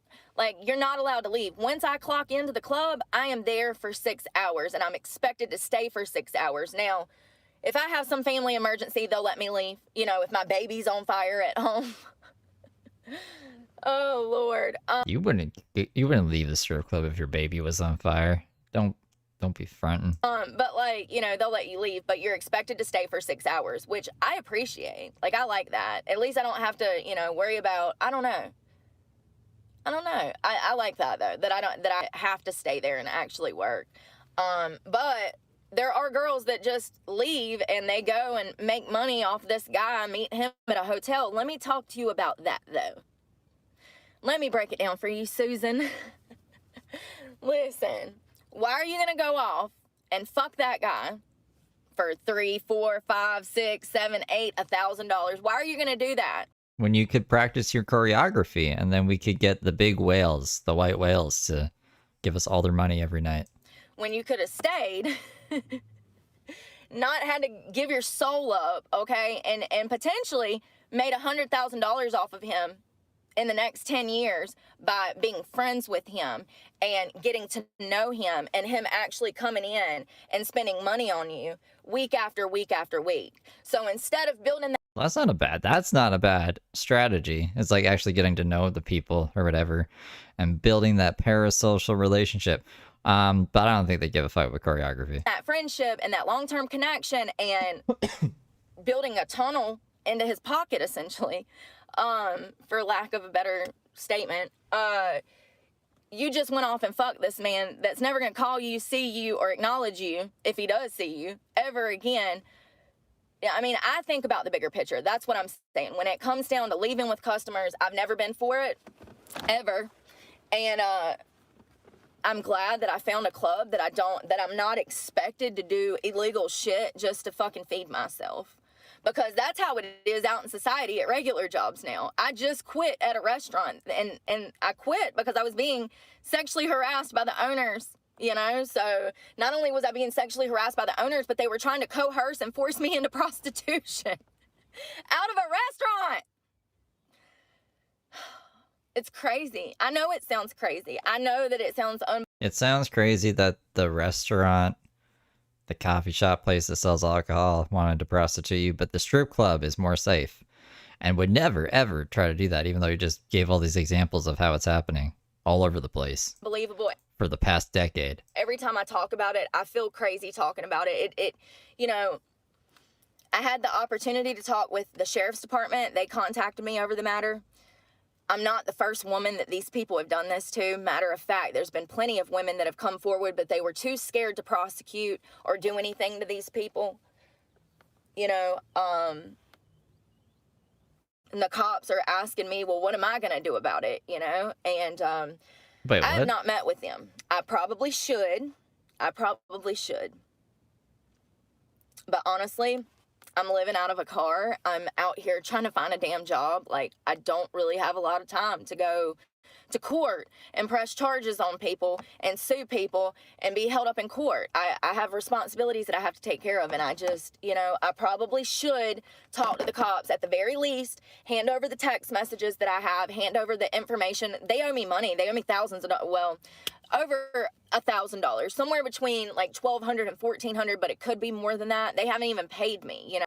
Why wouldn't she have gone to the cops? I thought she did go to the cops. What the fuck? Because what if it happens to other people, Brooke? You said it is happening to other people. Shouldn't you be like shutting this down? That's why she took him to civil court instead. Brooke, you wackadoodle. You know, so I did a month of work that I never even got compensated for. It sucks. I think she's scared. Scared to lie to the cops because that's illegal. It sucks that the workplace is so toxic no matter where you go. Everywhere I go, it's toxic. Like, everywhere. So, it sucks. And then to not be able to get hired at the places that I know that I would be a good fit for, it sucks. And having to go back to stripping just to eat and survive sucks. I hate stripping. Now, let me take that back. I do hate stripping, but what I do like is being able to work out every day and, like, get up on the pole and, Work like, out. talk to new customers, you know. I do like that, but what I don't like is the cattiness, and like I said, I can already tell that me being there is going to be a problem for the other girls, because when I walk in, they don't make any money. That's what happened yesterday, and I felt horrible, you know, and it sucks that I have a conscience. I mean, should I feel bad about walking into a club and taking everybody's money? I mean, I took everybody's money. It wasn't just one girl. You know, it makes me feel bad. I don't feel like I should feel guilty, though, but I do. And like I said, those guys were asking if I was going to come in today. And then the one girl was like, are you coming in tomorrow? Like, she wanted to know if I was coming in because that tells her if she's going to make money or not. Because if I'm there, she's not going to make any money. And that sucks. And it's like this everywhere I go. People are like, oh, why don't you go strip? Well, a good strip club is hard to find, number one. But two, even when you get in there, there's a whole lot of other shit that you have to deal with. Number one being the girls who don't love themselves. You can tell that they're not happy with them. And that sucks. And my point is I've not always been happy with me, and I have my own flaws. Like, I'm not perfect. These girls look at me and they think that I have this perfect life. I don't know where this come from, but it's been like this my entire life. I've had friends turn on me because they thought that I had this perfect life. I had a girl steal my car and run it through a condo because she thought I had a perfect life. What? I'm literally living out of a car, stripping in a I want to know more about that story. What the fuck? strip club. What do I have to be jealous of, if not my character? I don't understand people, and it sucks that I feel like there's a lack of respect and self-love in society in general. I don't feel like a lot of people are happy with them. Everyone I meet, you know, it seems like they don't have much nice to say about I can see it, themselves, Kathleen. and it shouldn't be like that. You have to love you, and you have to appreciate you, because sometimes you're going to be the only one to do that for you. That's been my case. I've never had anyone appreciate me, love me, you know, so I've always had to be there for myself. And sometimes that's all you're going to have is yourself. And you're worth it, though. I mean, everybody deserves to be happy with them. But there's a lack of self-love that I've noticed in society. And the clubs, too. And that sucks. I'm just wondering how long I'll be able to keep this job before they turn on me. And what's crazy is that I've worked for this company on and off for 10 years. I went to work for this company. The guy that owns the club that I'm dancing at currently, he owns like 20 clubs. And maybe 15. Maybe I'm exaggerating. I do that a lot. I overestimate things. But he owns probably, I would say, 15 clubs in the North and South Carolina area. And so I've known him for years. We're good friends. He's a good guy. He's not some weirdo. I mean, don't get me wrong. He does date younger. But, and I'm too old for him. So he likes me young, okay? We're talking 20, 21, 22. He's like got the Leonardo DiCaprio thing going on, okay? I've aged out. But he's a good guy, and he's always been respectful to me. He's never come at me sideways. He's never said anything that was out of character. He's an old head. He's an old head, and I love working for them. Oh, I'm so sorry. That's so sad. I'm sorry, Anita. It sucks to lose. I mean, I couldn't imagine. I mean, the love of your life. And I really don't, like, here's my thing. I'm such a headstrong person. I don't need anybody to take care of me. You know what I mean? Until I get a flat tire. No, I think that, I don't know. I've been on some dates. I had a guy that was courting me. Why she keep bringing up this guy that was courting her? Who is this guy? Did she say his name? He was too young. We were too different. I think that the Is it Jordan? older you get, the harder it gets because you're more set in your ways. I think that you become more headstrong and you know what you do and don't want. And getting set in your ways, though, definitely holds you back from meeting people because you're like for instance, I don't ride with people, so that causes problems. So when a guy wants to take me on a date, I have to meet him there because I'm not riding with him. I don't ride with. I don't have compassion. I'm evil. And I used to work for Satan, you know, for a little bit. And then I quit. Now I don't work for anybody. People in Except YouTube, I guess. general, much less a stranger. So if you get what I'm saying, it causes problems. But I'm so dead set on not riding with anyone. I've messed up dates because I'm like, no, you can't pick me up. Like, I'll drive myself. I'll meet you there, sir. You're not kidnapping me. Like, I think the older I get, the more set in my ways I am. And it's definitely making it harder for me to find a mate. And another thing, the people that I have met that were single didn't need to be dating. They were not. Where is she looking for, like, a partner? It's crazy that she was even open to the idea a year ago, because she's so against it now, and I can't even picture her being around anybody. Like, she's so volatile. It's her spending all of her time in this truck and, like, isolating herself from society really fucked her head up, I think. She didn't even sound like the same person. She didn't look the same. I guess, like, you could tell, yeah, that's Brooke, but I don't know. There's a lot of change that happened over the year. Emotionally intellectual enough to be in a relationship. I notice that a lot of people jump into relationships and they are not even stable enough to be in that relationship. They're essentially jumping into a relationship and they're going to pull you down with all of their bullshit because they're not a stable person. I don't want to be that for someone, and I don't want someone doing that to me. And so the people that I've talked to were not good people, in my opinion.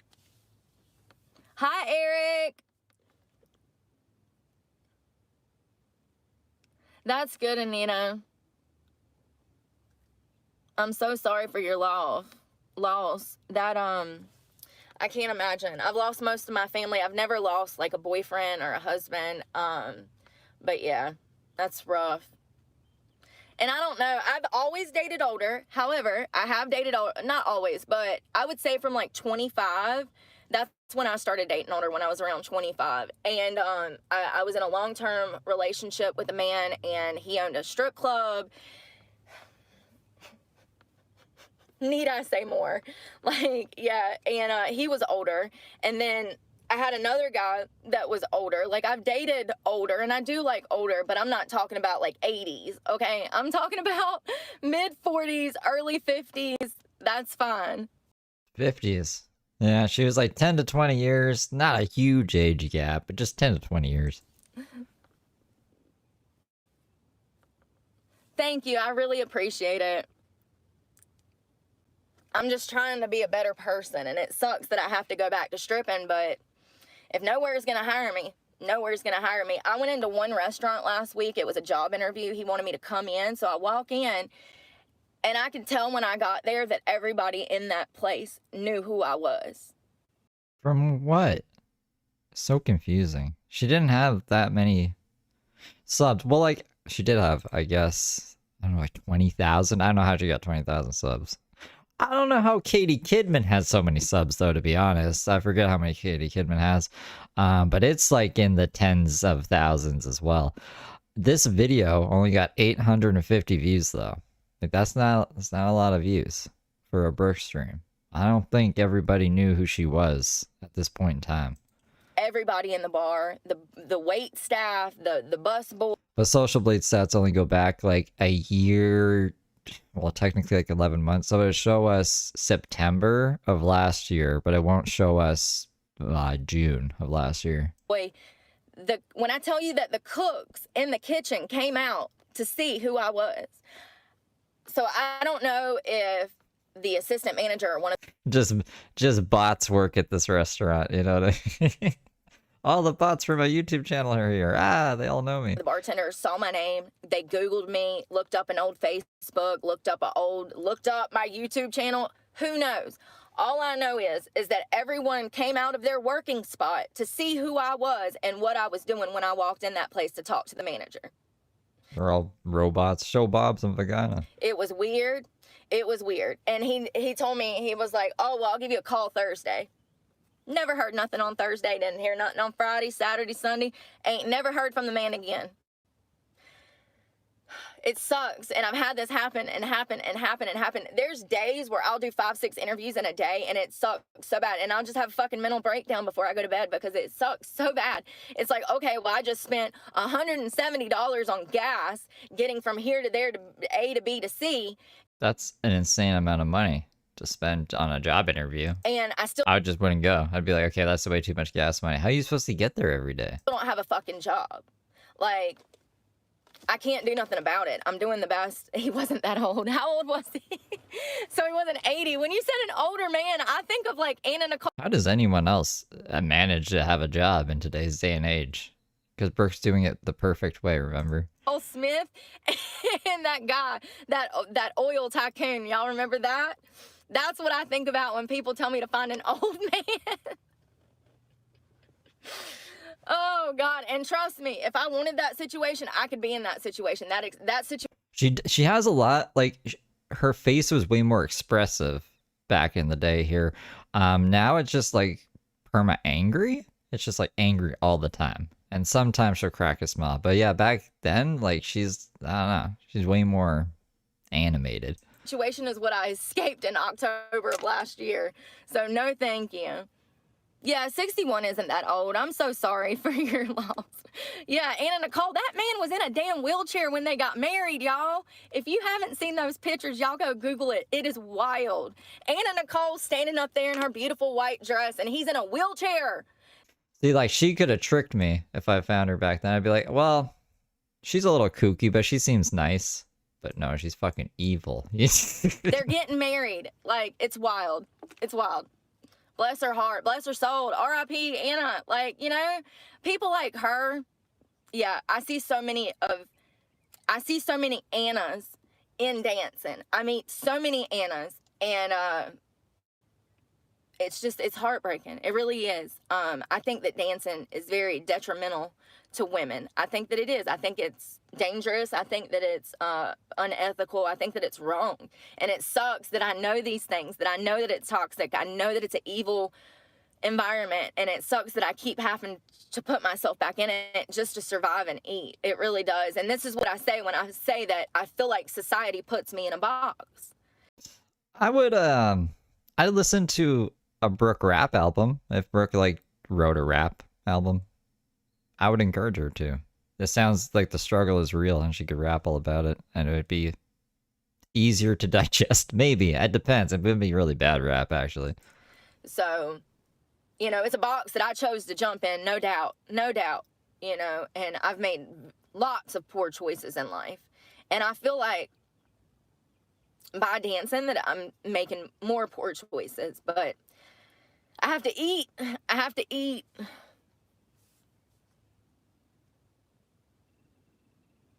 Yeah, any kind of sex work is so, I mean, it just destroys people. I mean, it really does. And, you know, you see these young girls out here.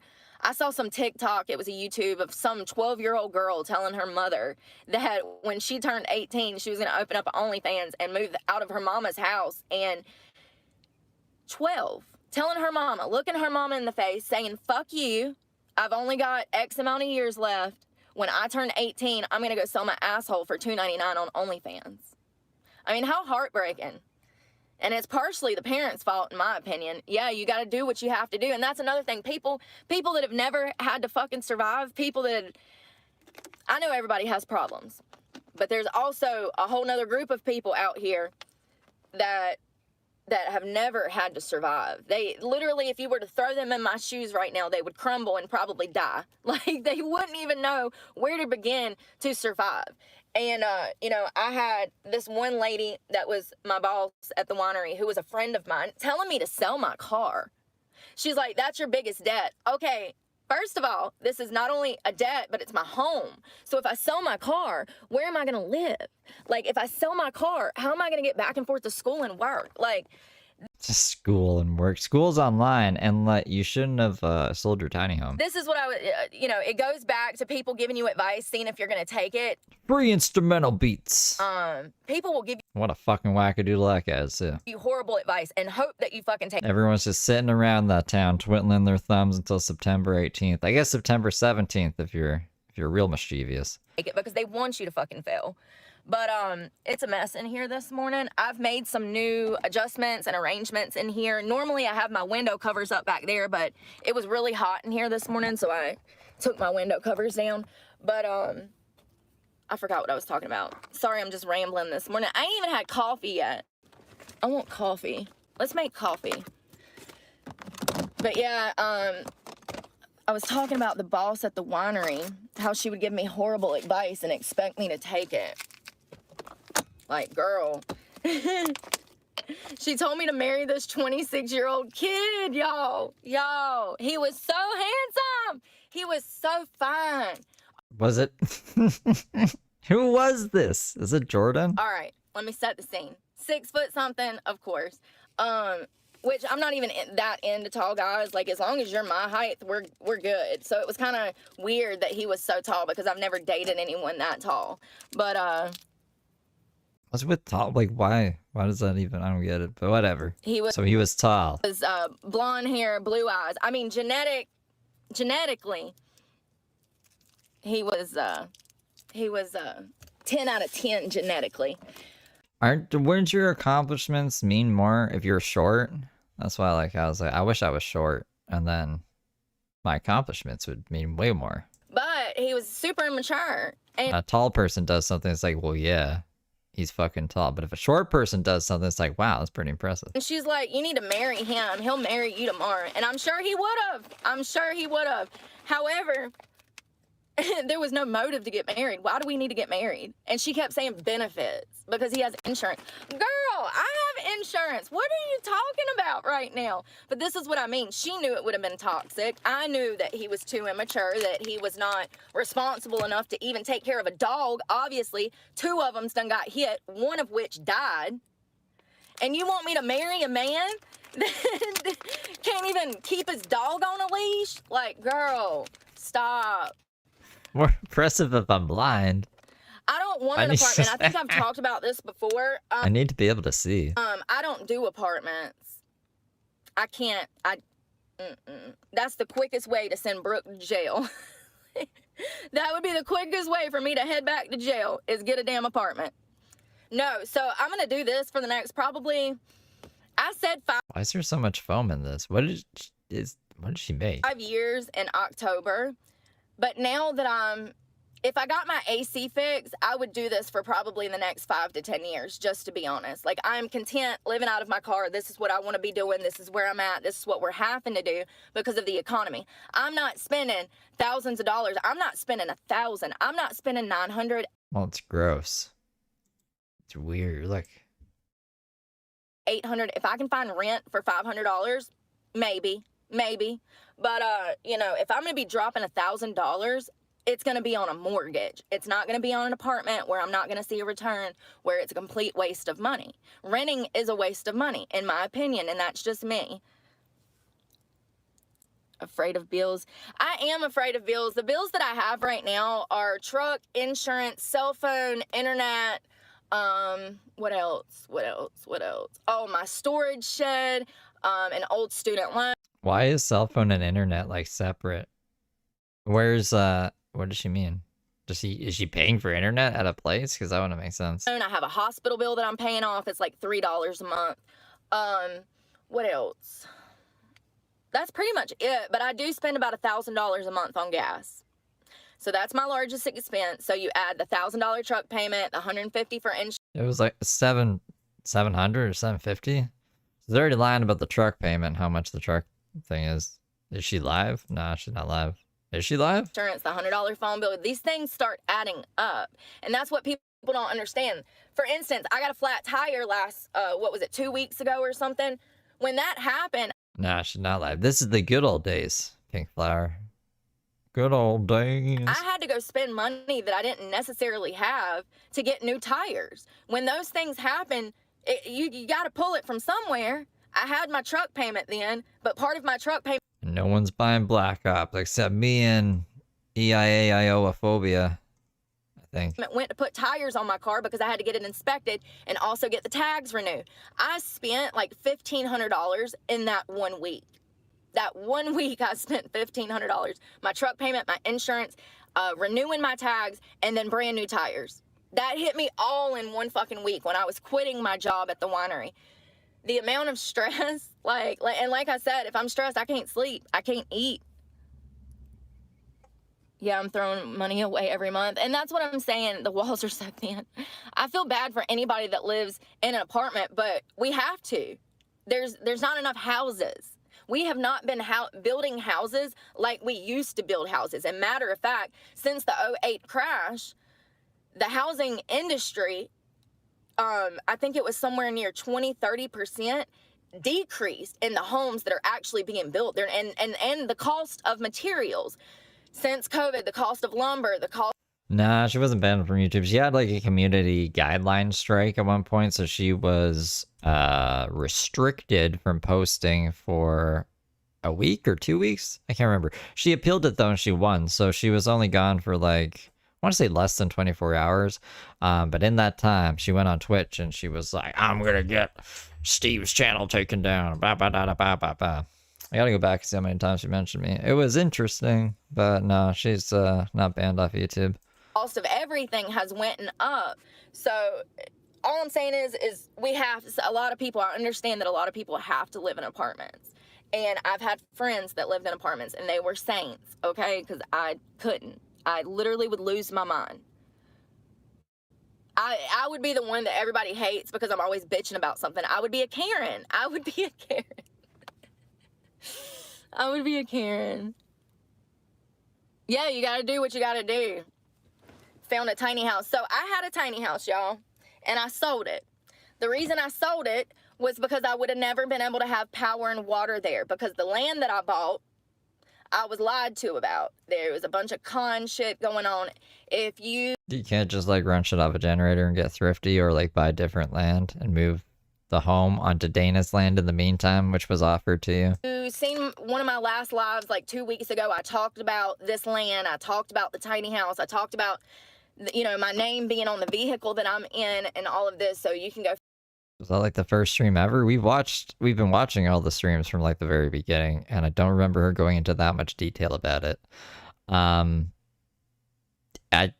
don't think her name is like, her name is on the truck, but is she the primary? I don't know.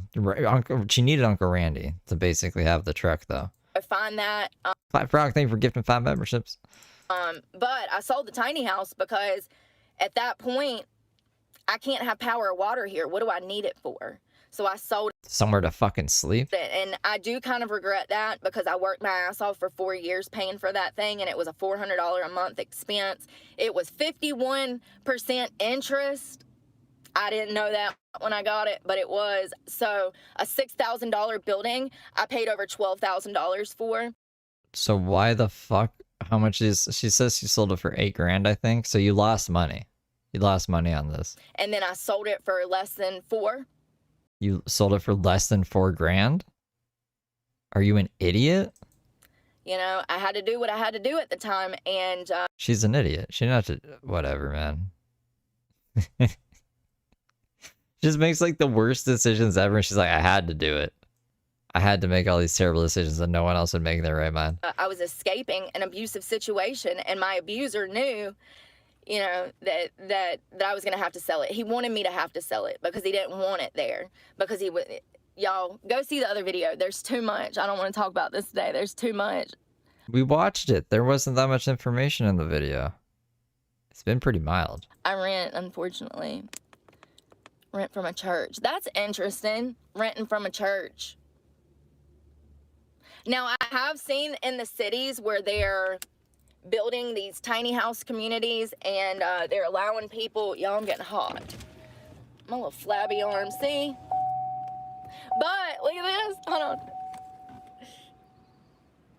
Look at that.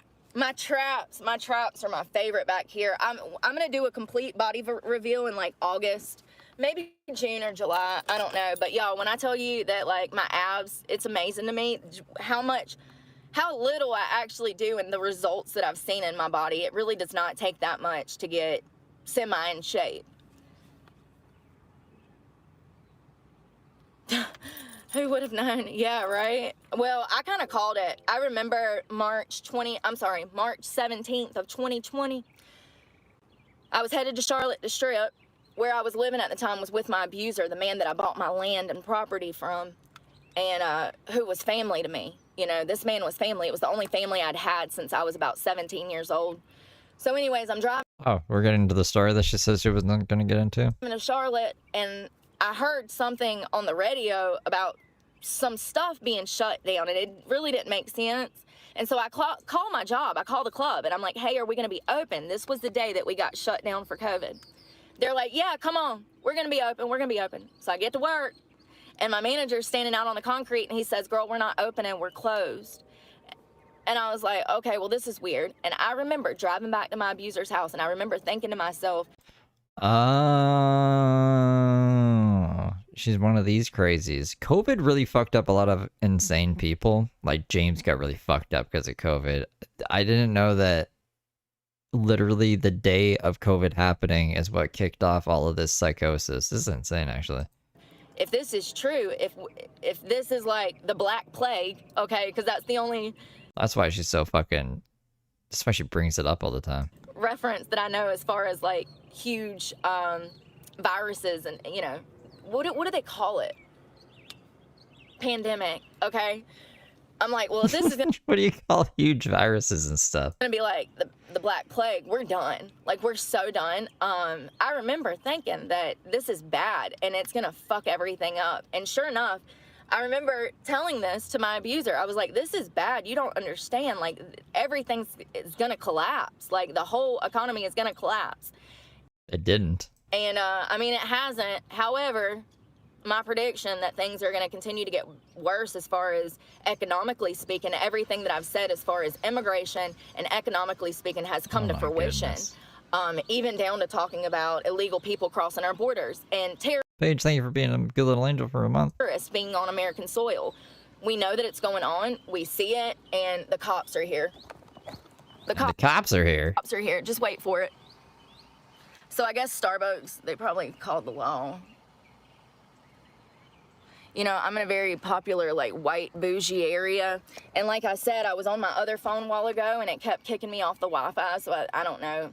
It doesn't make sense. Like, it's not working at all. I don't think the cops are here for her, but if they are, let's go.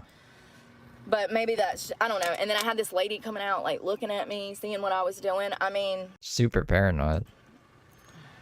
it's a public area.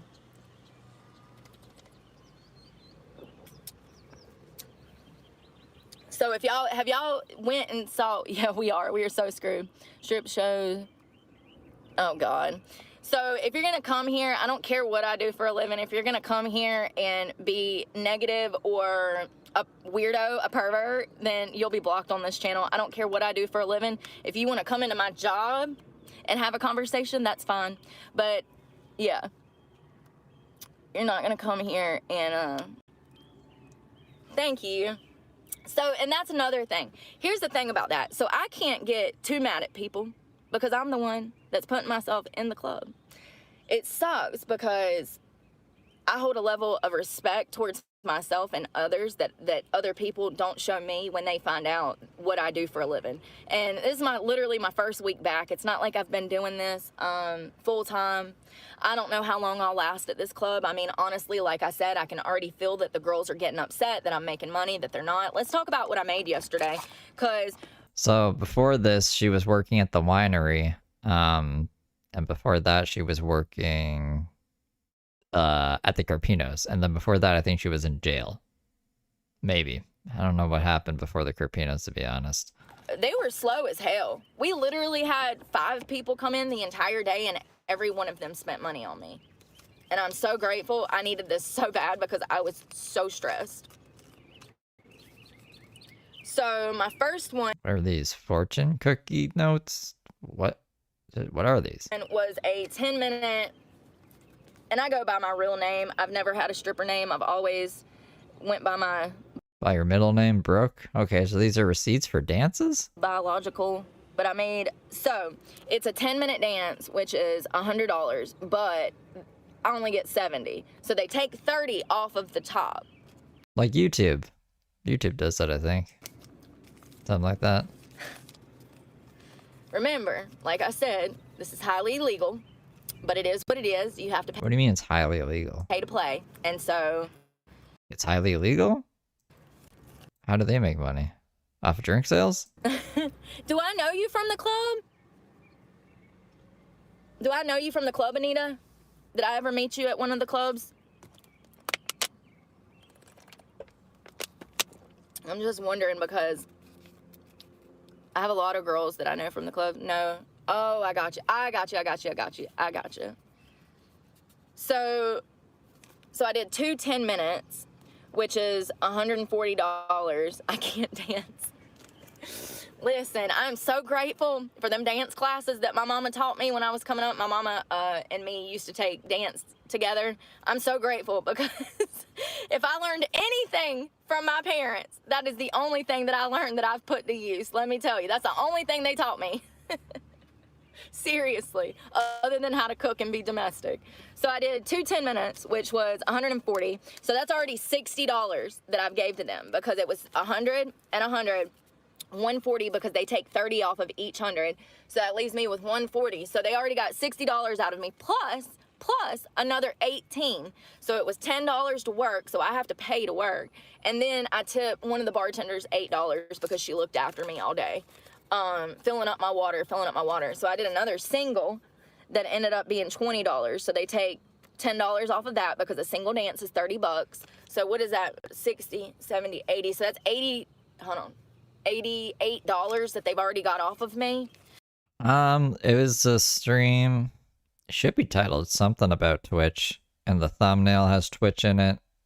Brooke only did like 2 streams on Twitch, so like that's, I don't know from what date, but it was from there. So $88 is what they made off of me yesterday, and I got to keep, oh yeah. So this is a complete breakdown of everything that I did. And this is cool. Oh shit. It's got my fucking club name on there. I swear I'm not the brightest crayon in the book at all, in the box at all, y'all. But it doesn't matter. We have security. Show up and go to jail. Show up and go to jail.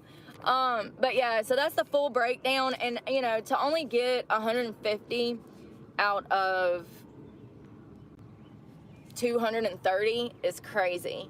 150 out of 230.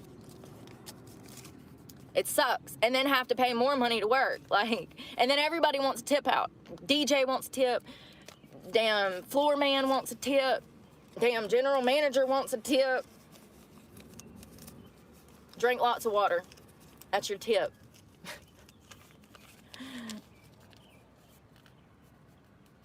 Oh yeah, they take so much. And the club that I worked at yesterday was such a smaller establishment. It is a smaller club.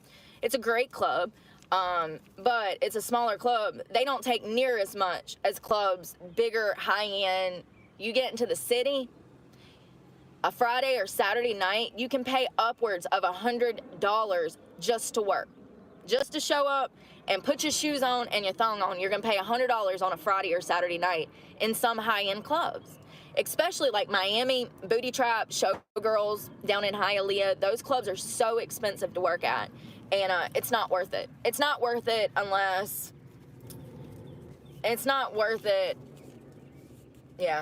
you're making a shit ton of money, in my opinion. Like, I've worked in clubs where we had 200-300 different dancers working that one night.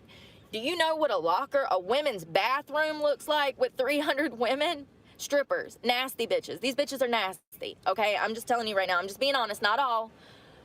But a lot of dancers are nasty. My goodness, I've seen some things, okay? If you don't have enough sense to shave your vagina before you get to work, you sure hell shouldn't be doing it in the only sink that we have. It's ridiculous. What? But anyways, Hialeah, you get into like New York, Trying to think of some fancy places. Washington, D.C. You can't even give lap dances there, but they charge $100 to work. It's crazy. I worked at the Good Guys up there, the Good Guys Club in Washington, D.C. It was very interesting. They have the girls up on these platforms. When the guys walk up to see you and talk to you, your vagina is right in their face. It's wild. Fully nude. I think it was fully nude. I can't remember. It might have been fully nude in D.C. Somebody let me know if you know. But, yeah, for them to take half of my money, it sucks. But it could be worse. I could be... It's not half, it's 30. You know. So there 30-70 split is not half. was this one club that I worked at, and it was hot tubs. So I do the hot tub. I get in there. The guy is, like, all over me, okay? I can't stand it. I was literally so annoyed because he wouldn't leave me alone. And but we're in a hot tub together, and he's done paid $1,000, over $1,000 to chill. So that's what we're doing. We're drinking. He's annoying. He's all over my shoulders. He's drunk, and I'm feeding him French fries in a hot tub for $1,000. Guess how much of that $1,000 I got? 700? I walked out with less than $400. What?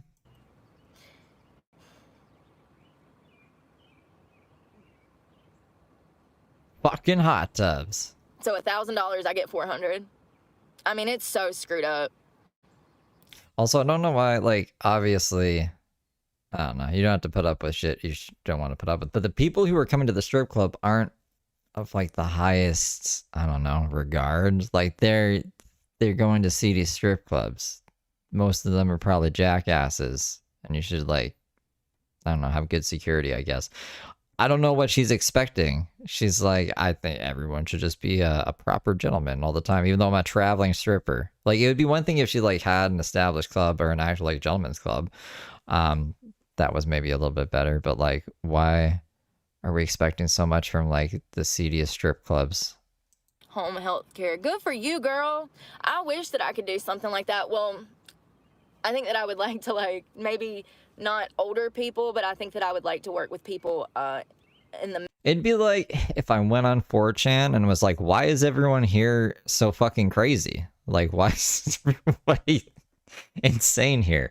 It's because it's fucking 4chan. medical side of addiction. Like in a rehab, I think that I have a lot of knowledge when it comes to, like, what they need to feel better. You know, the lack of common sense in a lot of rehabs is astonishing, y'all. Like, you would think that they would be giving these people, you know, Ensures and Gatorades, trying to rehydrate them if they're coming off of stuff. They don't give a shit. You pay 30 grand to fly to Florida or California for rehab, and they don't even care if you have water or Gatorade. It's crazy. Those things are important when you're coming off of things. I would like to work with that side, but I couldn't imagine being a nurse or taking care of elderly people. That's really hard work. Addiction counselor. Yeah, that's what I'm saying. And, you know, I got those IVs. I went and got the IV drip. Dude, that changed so much. And it's literally a shortcut to detoxing. I mean, it's $300 per bag of saline and vitamins. However, if someone had insurance, I would recommend for them to go get an IV drip every single day that they're coming off of whatever substance, because I'm telling you right now, you will feel 50% better if you can get that IV in you when you're going through withdrawal. And it's something that nobody talks about. You would think that medical professionals would be pushing this, wanting people who are in drug rehab to get that type of attention and medication in them, but they don't. Coming off heroin, I think. I've never heard of this, though. Saline? Like, just say bags of saline helps you detox? Because it's expensive.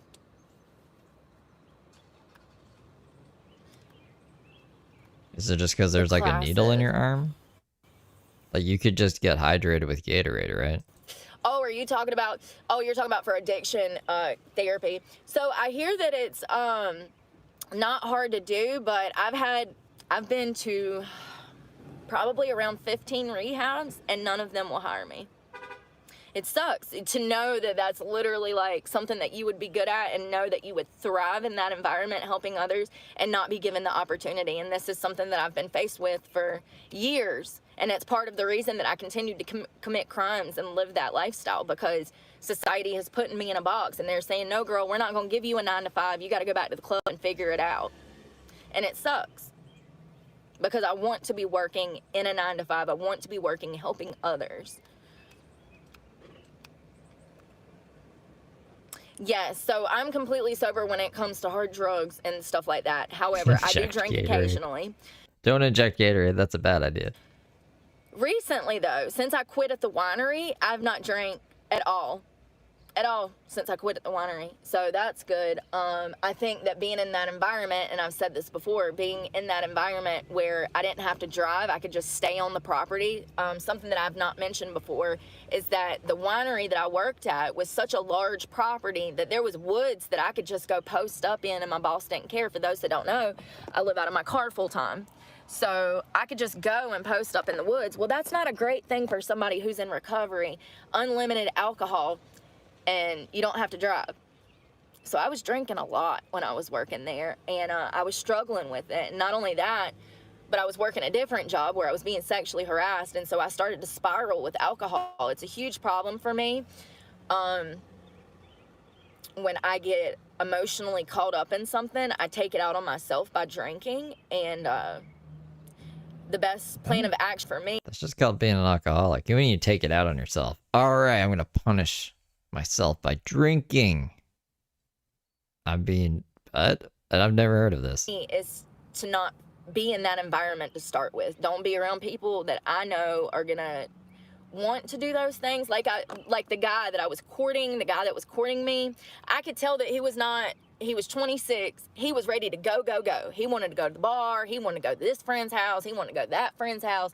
And I'm just like, no, like, I'm tired. I've been looking for work. Like, no, I want to relax. And we were on 2 different pages. And when I was his age, I was doing the same thing. So I can't expect him to not want to be doing that. And that's why I ended it. That's why I was like, yeah, we probably don't need a date. We're not a good fit. Because I recognize my behavior patterns. And so I could foresee that alcohol would have been a problem in that situation with him. I could already see that he had problems with it, but he was lying to himself about it. And I don't want to be around anybody that has to drink to be around me. It wasn't like he was drinking to be around me, but like, I could tell that when I was around, he wanted to drink. And maybe he was trying to get my pants. Maybe he was going through something and just wanted to drink. I don't know. But I know that when I would get around him, he was ready to go, party, go do stuff. And that's not where I'm at. And that's not where I've been at for the past like 5 years. Brooke is go though. She's like always working out or going in circles on the bike, climbing, jumping in the forest, just being a crazy person. What you'd think this would be perfect. Before I got clean back in 2021, even before I got clean, I knew I wanted to be clean. I'd wanted to be clean for about 10 years, but my abuser wouldn't let that happen. I'd been fighting tooth and nail to be able to stand on my own 2 feet for so long, and it just never happened. You know, there was these 20 years of broken promises and the hopes of being able to own my own property and own my own land and be able to stand on my own 2 feet. And my abuser at every single turn made that impossible. He literally did things so that I wouldn't be able to have power and water, so that I would have to continue to live in his house. And where was I going with this? Where were you going with this, Brooke? You were saying how everything is Randy's fault. But we're not calling him Randy. We're just saying my abuser. With, I guess, empty promises of just giving you land or something? I don't know. You didn't really get into too much detail. What is your point to this?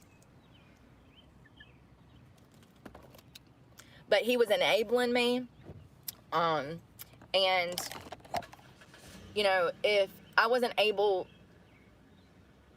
to get in a house and be on my own land and all of that, it was never going to happen. It was just a bunch of broken promises that I'd believed from this man, and thinking that we were family, and it was all lies.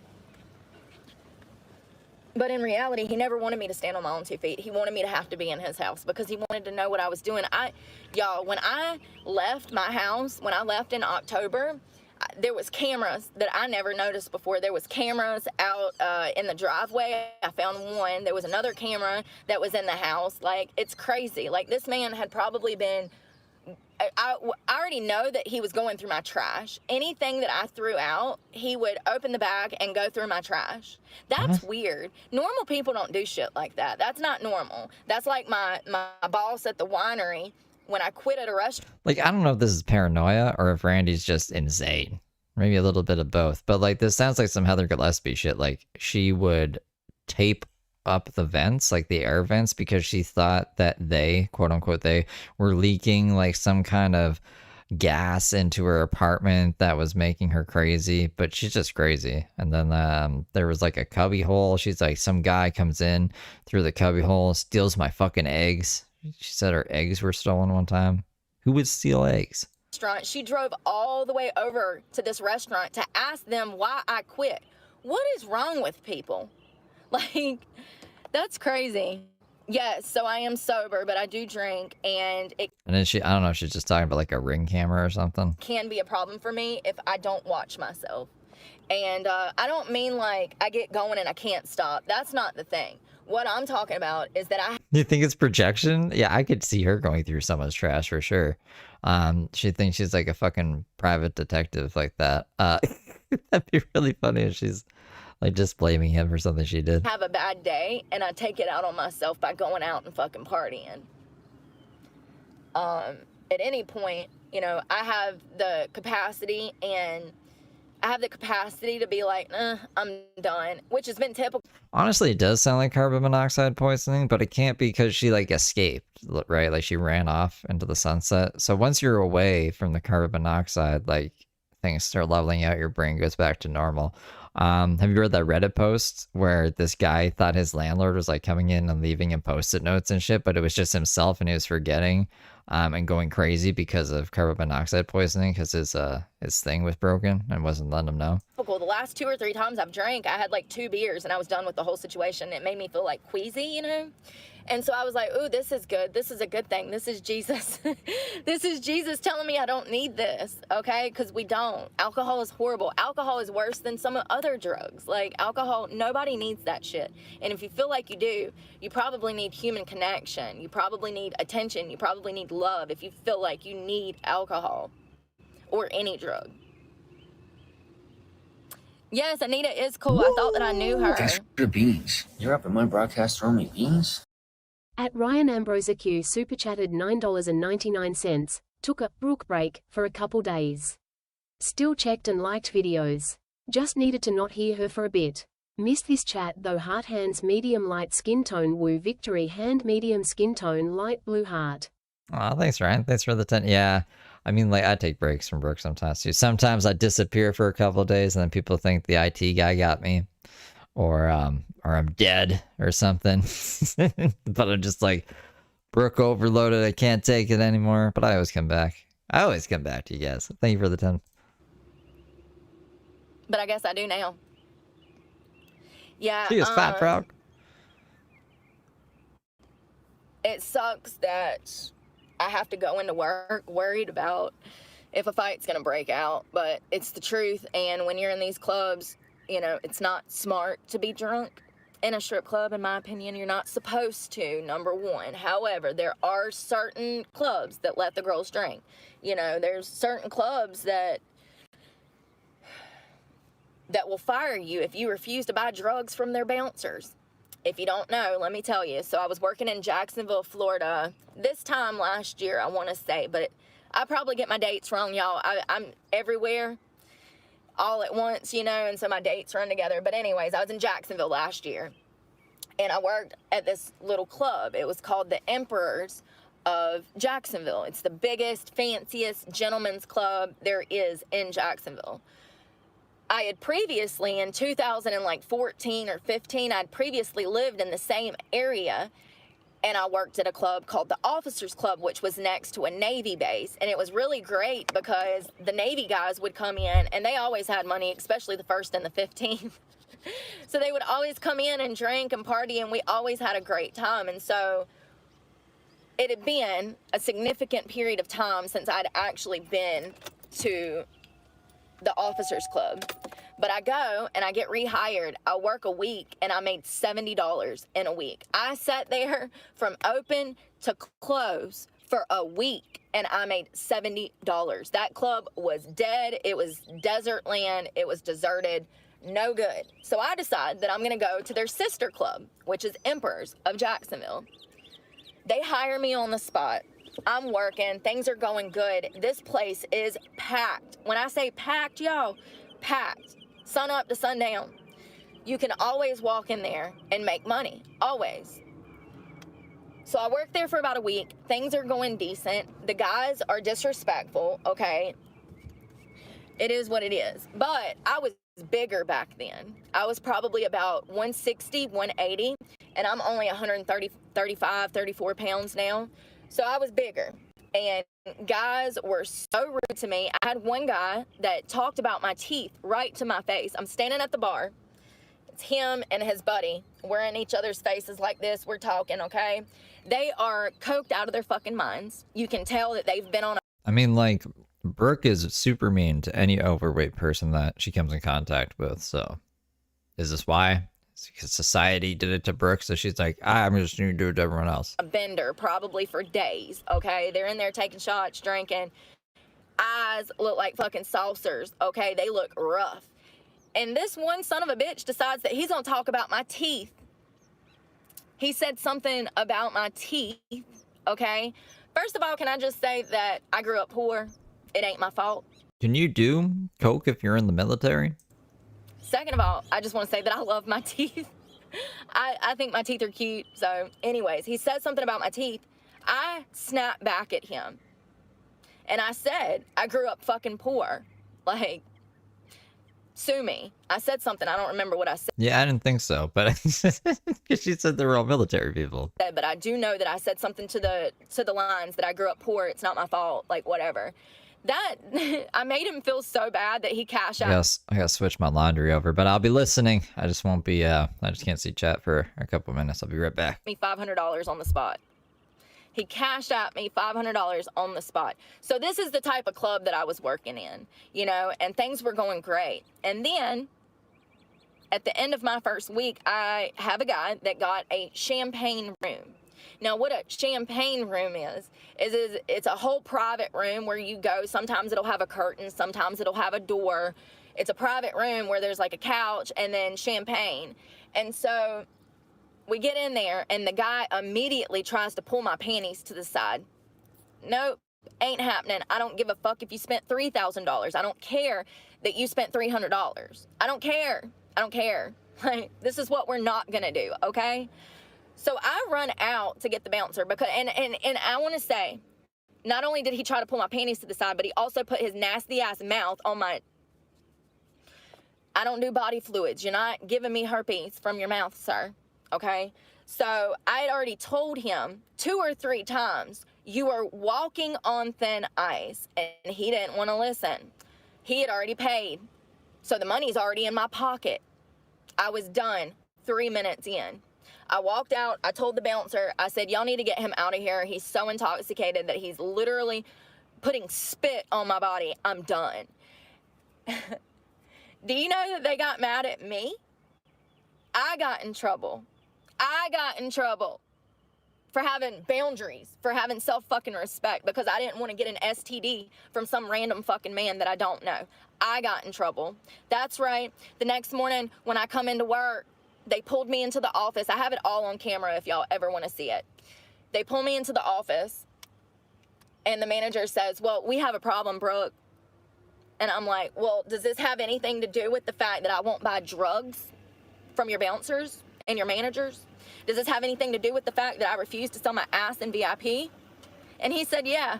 He said, you're fired. So due to the fact that I would not get involved in all of these people's illegal shit, I was fired. Thank you. I appreciate that. I don't think they're that bad. It could be worse. I definitely do not have perfect dental, you know, whatever, but I am grateful for what I have. And I feel like the guy that said that, he was saying that to try to hurt my feelings. And then when I showed him that he hurt my feelings, I made it very clear that I was hurt by what he said. And I made it perfectly clear that I was poor and it was out of my fucking control. And that's when he cashed at me $500. You know, sometimes I've found that being vulnerable and honest with people, especially in that type of setting, sometimes gets a really good reaction. Just being just honest, because there's so much fakeness in there. I mean, strip clubs in general, it's all fluff and, you know, it's all fluff. So, but he cashed out me $500. So I'll take it. It is definitely a dangerous line of work. There was this girl that worked at this club in Greensboro. All right, well, that's great. That was a crazy story, Brooke. Sounds bad. I don't know why you would make a channel like dedicated to teaching women on how to become strippers and go into such a toxic workplace environment if all these stories happen and they're so bad. I don't know why you would leave your kids to be a traveling stripper. And I also don't believe her story about being fired because you wouldn't buy drugs from the bouncer and the guy being like, yes, that's exactly why I'm firing you. This doesn't make sense. Tim, thank you for the 10 memberships. North Carolina, they found her body in different pieces in a park. The guy chopped her up and killed her. And I can't remember her name, but I'm sure you could find it. It was, so I would like to get these removed. First of all, I have 2 tattoos. I have my forearm and then I have the one on my shoulder. I would like to get these removed. Well, she keeps adding to them. She added venereal disease Clark to her arm. Over here, those are chigger bites. I got ate up by the chiggers, y'all. I ain't never had them affect me like that, but they ate me up. So that is a crystal ball with an eye, and this was $40. Can I just say that it's not the best? I know that. It looks like white trash. I get it, okay? Which is why I want it gone. But for $40, he didn't do a bad job. I mean, the fingers, that's what I was worried about, because fingers are hard to do when it comes to tattooing. If you know, you know. But, like, I was worried he was going to mess the fingers up, but it doesn't look bad for $40. I definitely wish that he would have done something different around the eye. Like, it could have been smoked out or something more, like, mysterious. Like, just the lines look weird to me. But it's supposed to be, like, witch hands around a crystal ball. I used to be really deep into They are. It's under Honest Heather. We watched them the other day. I think that's kind of what kicked us into the older videos, because we were watching stuff from, I think that was 2017. We're watching the 2017 saga, and then I was like, I don't know, I just want to watch their first videos ever. So I've been kind of there. But yeah, there's one like how to become a stripper, and then she did this video on how to have a conversation with a guy, which is awkward as hell and probably not the best way to have a conversation with a guy if you're trying to get money from him. And she also made a bunch of Facebook videos on what she made, and it wasn't a lot. She made like $40 a night. Wasn't good. paganism. I used to think I was a witch. When I tell y'all that my life has come full circle, it's amazing. It's amazing that God has found me, that I have found God, that I've found God. It's amazing, because I was on a whole nother road 10 years ago, and not a good one, a dangerous one. So yeah, it's a crystal ball with witch hands. And then this was supposed to be an Irish Celtic wrap. I have so many people ask me if this is a fork. I mean, a fork? Yeah, it kind of looks like what is it supposed to be? their defense, it looks like a fork. So listen, I've had people ask me if I'm a chef, like an executive chef. They think that this is some kind of like... I just thought it was nonsense. I thought it was just like, I don't know, nonsense. I never really even thought about her tattoos. Fork! It was supposed to be an Irish Celtic wrap. It's been done twice because the first guy, y'all, it looked crazy. And then I had another guy actually touch it up, and then I had him put this tree on there. He freehanded the tree. I actually love the tree, but it's family. You just had to go over the black tar heroin fucking scares or whatever. Initials, people that I've lost. My abuser's name is on my arm at the very top, so that tells you. Yeah, like fork. You know, the other people that are on my arm are family, and my abuser's name is on my arm. What? Wait, what? Randy's name is on her arm? Hold on. No way. I don't see that. PB&J. Wait a minute. RWR. Well, it should be WRR, like William Randolph Randy. No. Is this it? Is this what she means? The RWR is Randy? What the fuck is Randy's last name? Is it Williams? Randy Williams Rudolph? I don't know. Then we got peanut butter and jelly here.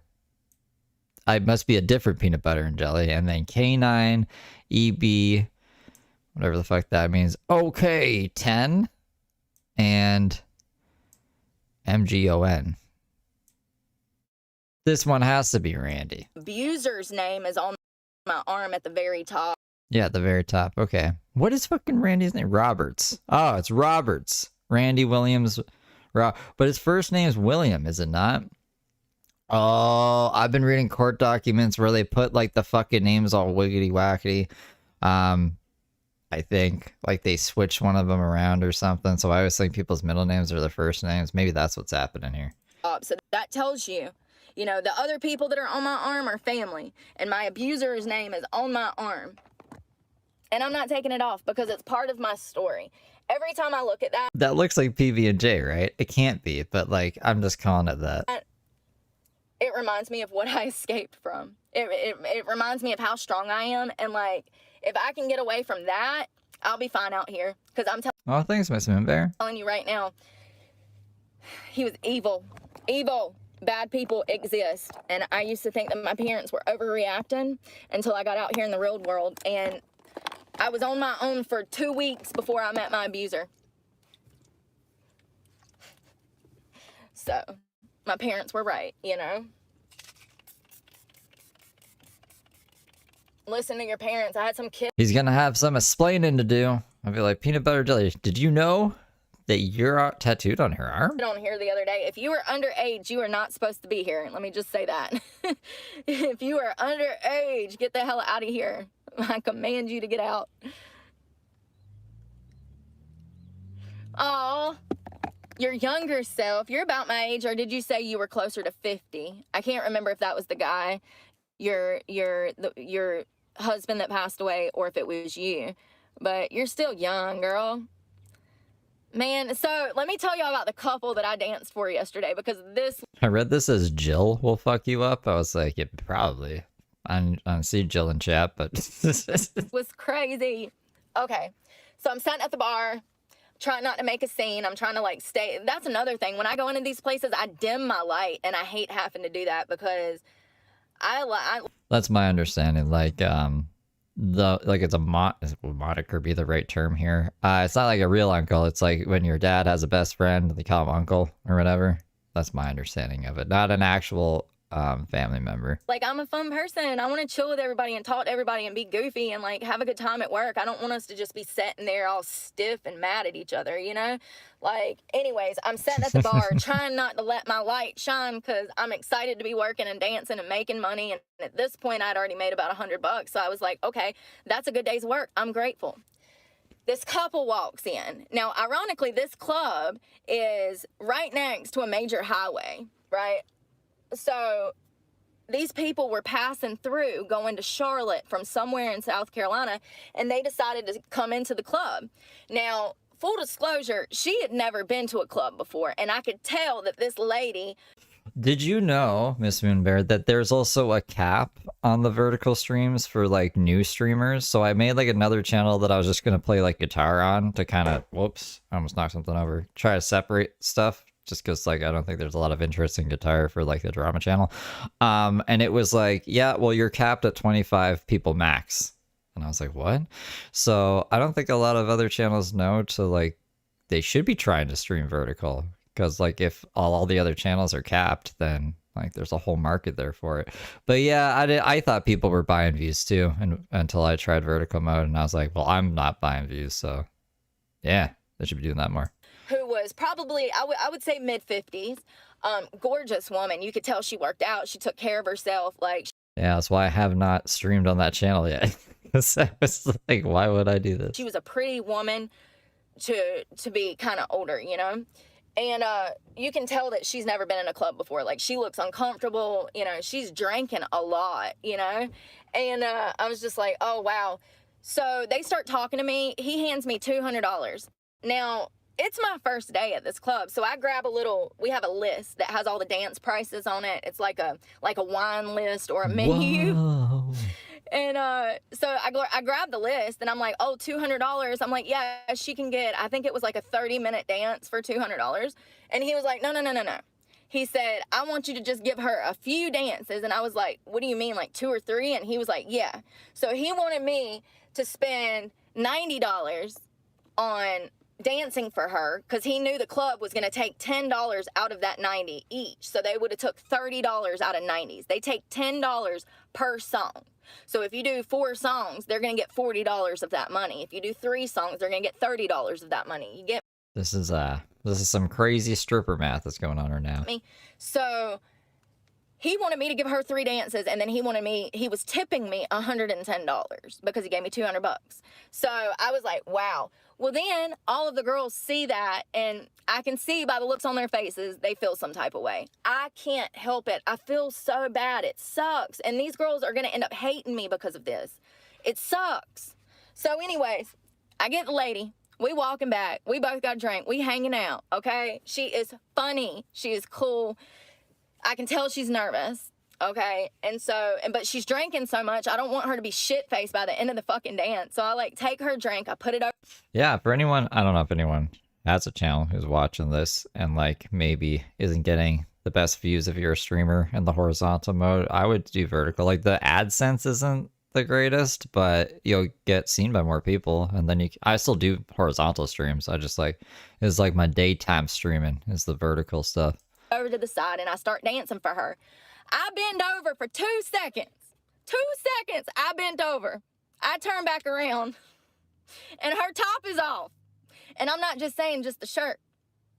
She is bare-breasted in the middle of the club with me. I'm naked in a thong, and she's bare-breasted, okay?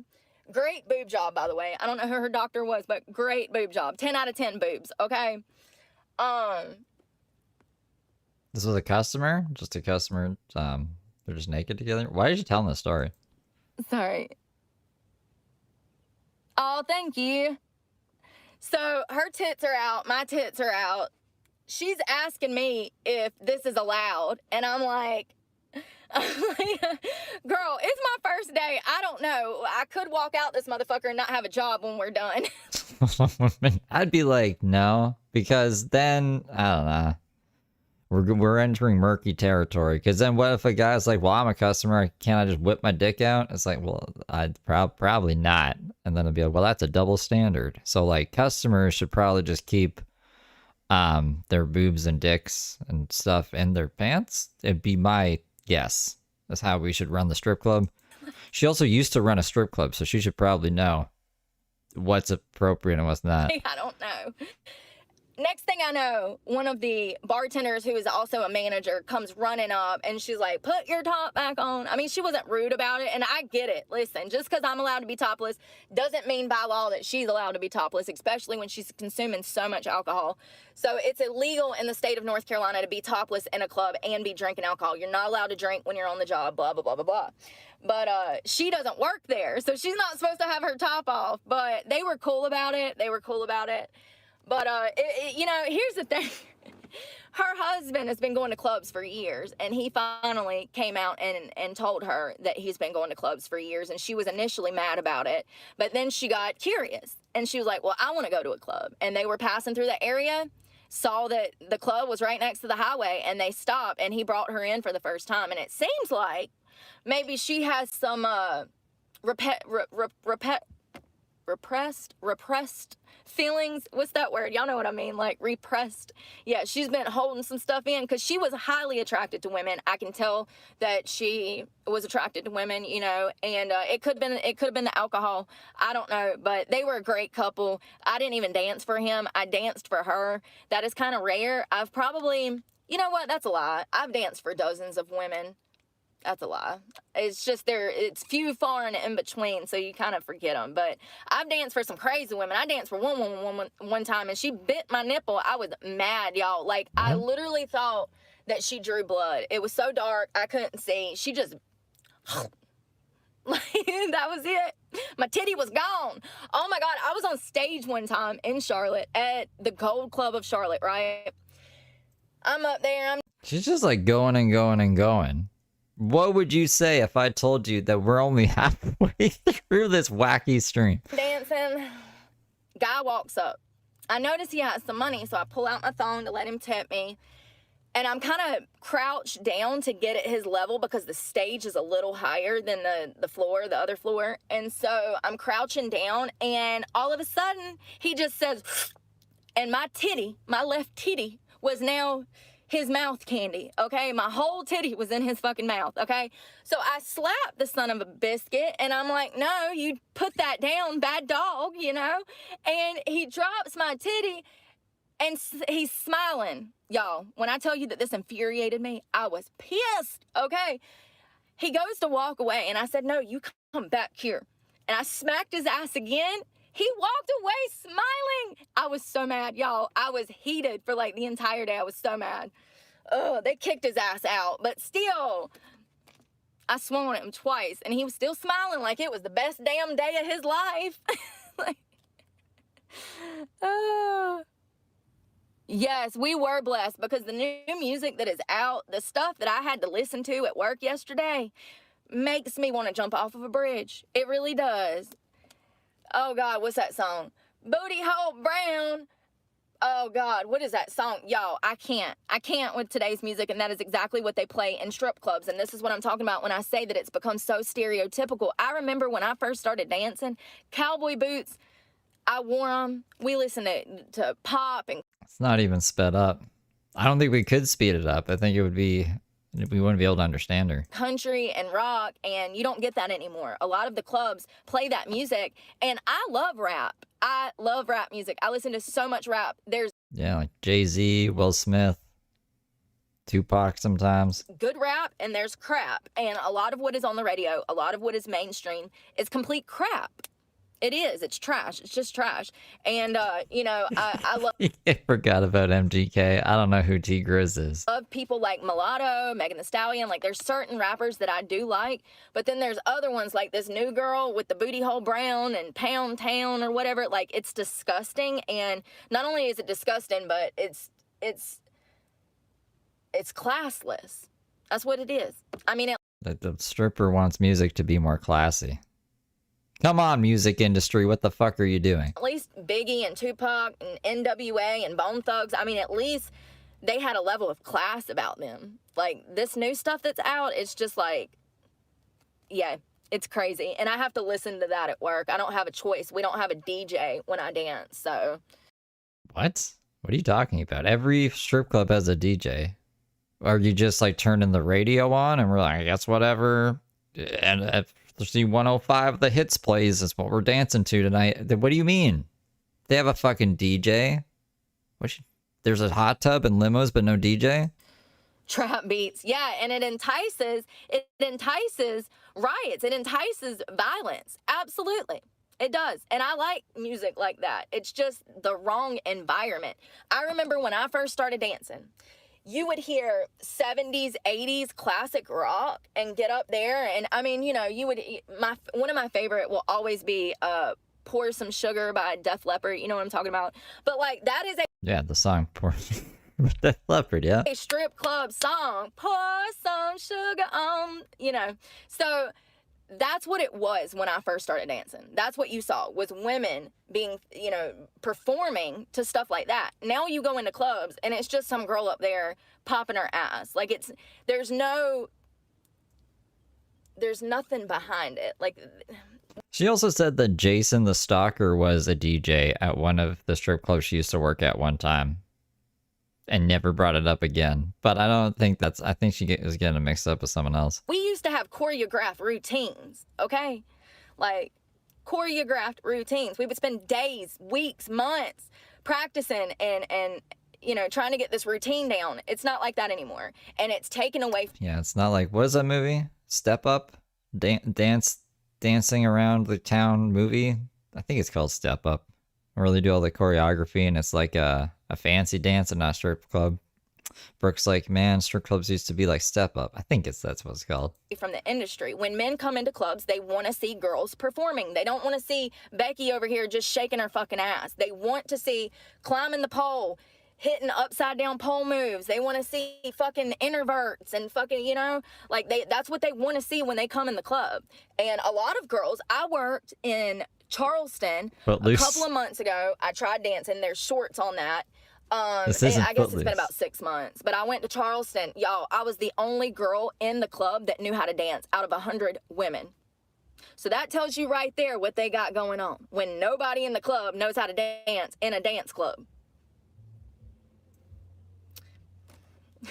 But everybody's walking around with fake lips and fake BBLs. So you know they're making money.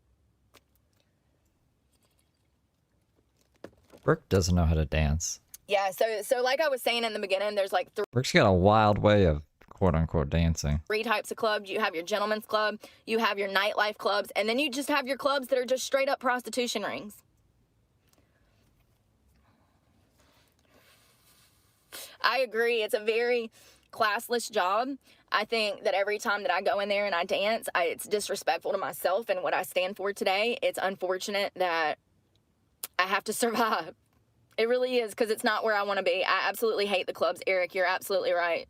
It is classless, it's stereotypical, and most of what society thinks is going on in there is absolutely going on in there, and it didn't used to be like that, and that's why I left. That's why I left stripping, was because everywhere I would go, it would be the same shit. Everybody's high, everybody's mad that I won't sell ass, everybody's, you know, I had to get out because I was not in a good place, and here's the thing. Here's how getting sober fucked up my money. So, oh, yes, tell us about that. I love this rant. Pre-COVID, we were really high and ballin'. We had lost our kids, but we had a lot of money and we were really high. I was making over $100,000 a year, and every single penny I was making was either going to my abuser to put into an IRA because he has like a money market account, Roth. And yeah, why would you do that? Why? Who does that? Anyone in their right mind would be like, that's probably not a good idea. I probably shouldn't do that. And it would accrue interest. So it was either going to him or it was going in my arm. And I was doing a little over $300 worth of heroin, black tar a day. And it's a miracle that I'm alive. I've died several times. But I would drive to Charlotte and home every single day. And Mondays, I would go in from 12 to 6 p.m., 12 lunchtime to 6 p.m. I don't believe this either. So like Brooke would have had it in her name. It doesn't make sense for it to be in Randy's name. If Randy had all of this money from Brooke and Brooke owed him 17 grand, he could just take it from that account. He wouldn't need to sue Brooke for 17 grand. You know what I'm saying? So I don't believe this story. Mondays, I could expect to make anywhere from $600 to a little over $1,000 on a Monday afternoon pre-COVID. And I was doing this day in and day out. When I tell you that I ran that fucking club, I walked in that club and there would be 5 or 6 guys already sitting down waiting on me to get dances from me. From the time I got there to the time I left, it would be one customer after another getting fucking dances. Now, this was pre-COVID, and I also had a drug problem. So, you know, money was good, but I was not good. I was literally one needle away from death. And I think a part of me wanted to die. Then COVID happened. Well, the clubs got shut down for like a year, maybe a little more than a year, and I went back in. Not only was the vibe different, but they took on a new manager who was fucking everything up. And I noticed that guys were not spending money like they used to. All of my old customers, half of them I never saw again because they just didn't have money after COVID. And, you know, that you're seeing that everywhere I go. I see that now. Clubs are. Or like, I don't know, they had a long time to sit alone in isolation and be like, well, maybe I don't need to go to the strip club. Maybe this isn't a necessity. Maybe this is not a priority in my life. Maybe I could save a lot of money if I didn't go to the strip club. Are dead. I don't care where you are. It's going to have its ups and downs. And, I used to make so much money, and I really don't even think that I appreciated it. And then I got clean, and I go back, and there's no money to be had. And it sucks. It sucks. I'm grateful that I got clean when I did, but at the same time, it sucks that I got clean when I did because I had 10 years of money making that I could have invested that money into something. I mean, I thought I was, okay? I thought I was. That's why I was giving money to my abuser, my family, okay, to invest. And, you know, that money was stolen from me, and I'm going to have to fight in court for it, amongst other things that this person still has of mine. So I think it's projection. I have no idea why Randy would give Brooke money to invest in anything, but Randy sued her, not the other way around. So, like, when are you gonna sue Randy, Brooke? it sucks that I was so naive, and it sucks that I got clean when I did, because the industry is not what it used to be. Yeah, and I like trap music, okay? It's just, how can I explain it? First of all, I make a lot of money off of older white guys, specifically, but also Indian, Asian, Chinese, they love me. I think it's the blue eyes. Listen, we all have preferences. We all have a type. It is what it is.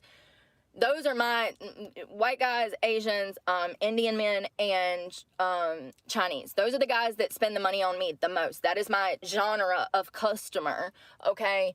And when you play a lot of trap music, those Demographic, Brooke, genre. type of people don't want to come in. They're scared to. I'm just being honest. Like, there's a lot of business professionals. I meet a lot of accountants. Oh God, what's that weird guy? Oh, auditors. I've never met so many damn auditors in my life. I've met like 3 in the past couple of weeks since I've been like looking for work in strip clubs. So I originally went to this one club in Raleigh, and it's called the Cheetah Club, and I did like a little interview thing there, whatever. It's not for me. I've been to several clubs looking for a good club. Anywhere that has a VIP room where it's like a whole private room, I don't want to be there. But anyways, I met one guy there that was a freaking auditor. Yeah, so It's one of my favorite conspiracy theories, but nah. I mean, like, if you can prove it, I'll entertain the conspiracy theory, but nah. you meet a lot of boring business professionals, and I promise you, they don't Oh, you meant Brooke and Rand? Yeah, no, I think they are conspiring. want to come into a club where they're going to be worried about getting shot in the parking lot. They're just not even going to come. And that's what I'm saying. 90% of strip clubs nowadays, it seems as if the ones that I've been to, even gentlemen's clubs, they play nothing but rap. What happened to everybody having a piece of the pie? Because I dance to country and classic rock. So how do I get in here? You tell the DJ to play country and classic rock. You know, the sad thing is, Eric, I think that we've all lost Where's DJ Lecture when you need her? friends and family to opiates. It's a huge epidemic. We are all lucky to be alive. I agree. Tampa, I have been. Nah, I've shown you guys Randy with the $9 sandwich, and if you are a member, then you saw me last night when I smoked weed behind Domino's. Which, that's like I'm just making shit up. But no, I smoked weed behind Domino's last night. To Tampa. I don't know the clubs in Tampa, though. Why did I smoke weed behind Domino's? Because we can. Because it's a fun thing to do. I don't know if I've ever danced in Tampa. I would have to look and see. I have like a list somewhere. I've probably danced at over 250 clubs throughout the United States. I've been everywhere. Let's check out what clubs are in Tampa. Strip clubs. Tampa. Last time I was in Florida, though, it was at that club that they fired me because I wouldn't sell my ass in VIP. I've never been somewhere where they did so much coke, though. I'm not lying. Them girls would, because the club had weird hours, and so they were open super early in the morning, and like guys would come in off of their fucking coke benders and want to party mid-afternoon. So there's Scores. There's Scores. Deja Vu. Now, Deja Vu is one of the ones that I wanted to dance at. I've looked at that when I was in Jacksonville, Florida last year. I wanted to go to Deja Vu's. I can't remember why I didn't, though. It might have something to do with the reviews. You can find a lot about a strip club through the fucking reviews. They're not lying. Everything you read on there is probably correct. Like, I read the reviews before I go anywhere. I've learned so much. I can tell what type of club it is, if it's geared towards more white people, if they have a collective of people, or if it's more of like a nightlife club, like Onyx, okay? You can tell that by the reviews. Who leaves the reviews, what they talk, you know, they talk about the girls' secrets, Tampa Gold. There's a lot in Tampa. I didn't realize there's this many fucking, oh, Emperors of Tampa. They're not affiliated. I wonder if they're affiliated. Oh, let me go back to that. So, I worked in Jacksonville. They fired me from the strip club. I got it all on camera. He says, There was a hole in the fence. I don't know why, but there was like plywood there. It was interesting. Oh, and there was a skunk. Ran into a skunk. we're firing you because you won't buy drugs from our bouncers and you won't allow guys to fuck you in VIP. Okay, that's fine. Whatever. Well, the next day, I get a call from the FBI. The SBI or the FBI? FBI. The FBI? F. Oh my goodness. Usually it's the SBI. Hello, how are you? He's like, yeah, what happened at the club? We know that you were working over there at the club and we have an open investigation. I'm glad she clarified, like, that worked really well there. For what? Underage girls. They hire underage girls out of high school. They've already been What? busted for it several times. Oh my He goodness. wanted to know what I knew. How Yeah. did these Did you help him? I hope you helped him. people, how did they get my number? How did they know that I even worked there? Can somebody tell me? Please let me know. Like, I'm waiting for an answer. How did they know who I was? I ain't never been more creeped out in my life. They're the FBI. They know everything. I have not been back to that club. I don't want to go anywhere near that franchise. So if they own the one in Tampa, I know to stay far away from that because there's an Emperors of Tampa.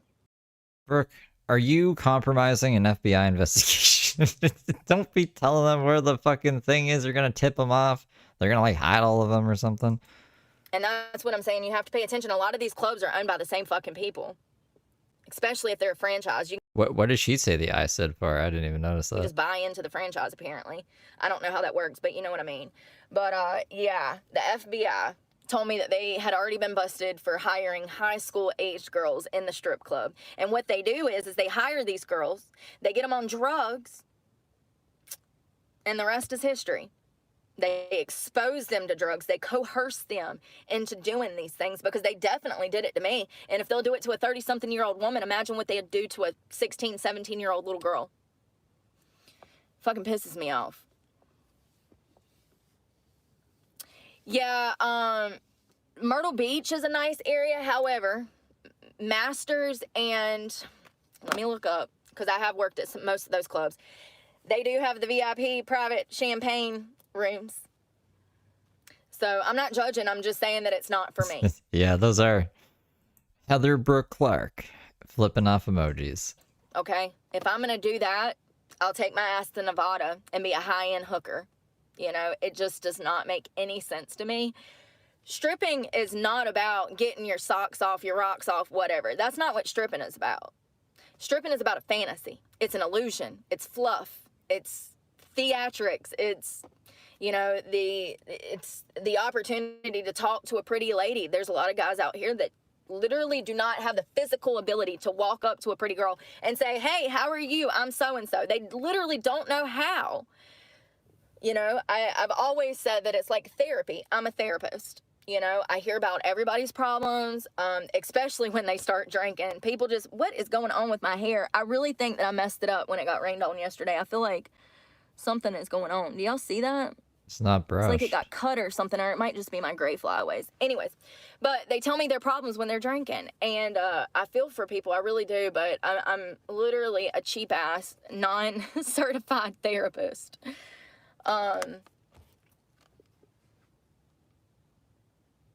It sucks Can we get some tea, like, from the people? What do they tell you? that we've fallen so far away from God. Like, I talk about God a lot, and I am stripping. If you know, you know. You know, I have no choice. Like, I have to do whatever I can to survive right now, and it sucks. But I do. You know what's interesting? Like dinosaurs. I was going to say dinosaurs used to be chickens. No, chickens used to be dinosaurs. Like birds used to be dinosaurs. Dinosaurs turned into birds. And then they turned chickens into dinosaur chicken nuggets. So it kind of like goes around full circle. I was thinking about that today. I feel like being in the club could pull me away from God if I get around the wrong crowd, and I'm just being cautious of that because people, places, and things for someone who's in on, Katie? recovery is so important. So important. It's the most important thing, is who you allow to be around you. Like, that one poor choice in friendship could lead to me being dead. So a relapse could be fatal for me, and it's very common. So I'm just being cautious of that. But I am grateful to have work, and I'm grateful to be able to know that I might be able to make a little bit of money before these girls try to run me off, and they get so caught up in their feelings, they start taking it out on me and being petty. And, you know, I can already see, you know, and no amount of being nice to them is going to work. The nicer I am, the more meaner they're going to get. That's the way that it works. And it sucks that it's like that. But something that I'm definitely going to focus on is not being so nice, because I've noticed that when I'm nice, that's when people get mean towards me. And that sucks. It's literally like mental gymnastics trying to deal with a bunch of 20-year-olds. It sucks. I don't know. I haven't met that many strippers in my life, but I could see, like, maybe they were prostitutes too. I don't know. A stripper could be not a therapist, a replacement for a therapist. What is not? It's not really a replacement. Substitute. Nestament. Hold on. Technically, it's not really mentioned in the New Testament. Did you go to therapy, Bill? Yeah. I saw Portia, my therapist, and made a lot of progress. I made a breakthrough, actually. Testament. Why do you have sparkles all over you? Glitter.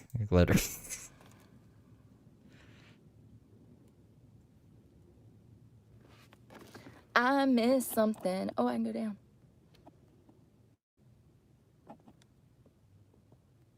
Yeah, it used to be like that, Anita. You could go anywhere and make thousands of dollars. It's not like that anymore. You can go to any club on a Friday or Saturday night now, and they're dead. It doesn't matter if it's Florida or if it's North Carolina or wherever. They're dead. They're dead. And it sucks that, you know, you have 70% of Americans out here that are living, or I think it's like 67% of Americans living paycheck to paycheck. You have another 70% of 70% of Americans who don't have $1,000 for an emergency at any given time on hand right now. When you're talking about people that are living paycheck to paycheck, there's not much money left over after bills for most of us. And so that kills a lot of the business right there. Now, you do have your men that come in that own their own businesses, or they, you know, have generational wealth, or they just have money, and you get lucky here and there and get a little bit of money here and there. But then you never see them again because they were just passing through. Like, you just have to be there to make money, and that's what I'm planning to do, is hit it as hard as I can and make as much money before people start hating me. You know, no. She's drinking like this shook up coffee, this like coffee powder. I think it's just like instant coffee that she shook up. She's been here for so long. She's been chilling in Starbucks parking lot for hours. Nobody said anything mean to me. Nobody was rude to me. It's not that. It's, you can feel the energy. I can physically look at a girl and see that she's not happy with her. I don't know how to explain it. I don't know how to explain it. But I can tell when women are gonna get catty, and I can tell when they're gonna get jealous, and I can tell when their feelings are hurt, and they don't have to say anything. I can just feel it. And these girls are older than me, and they're, you know, they're beautiful women, and it sucks that I have to worry about this. But I'm telling you, I was up at 3:30 this morning stressing about this.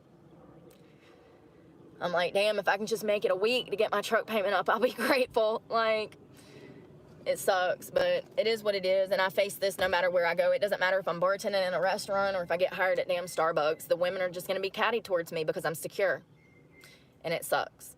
Redditors are seething right now. I wish that I could give the gift of teaching others how to love themselves like I love myself. Like, I've always been confident. There was a point where I was very boisterous and selfish. Like, I put more...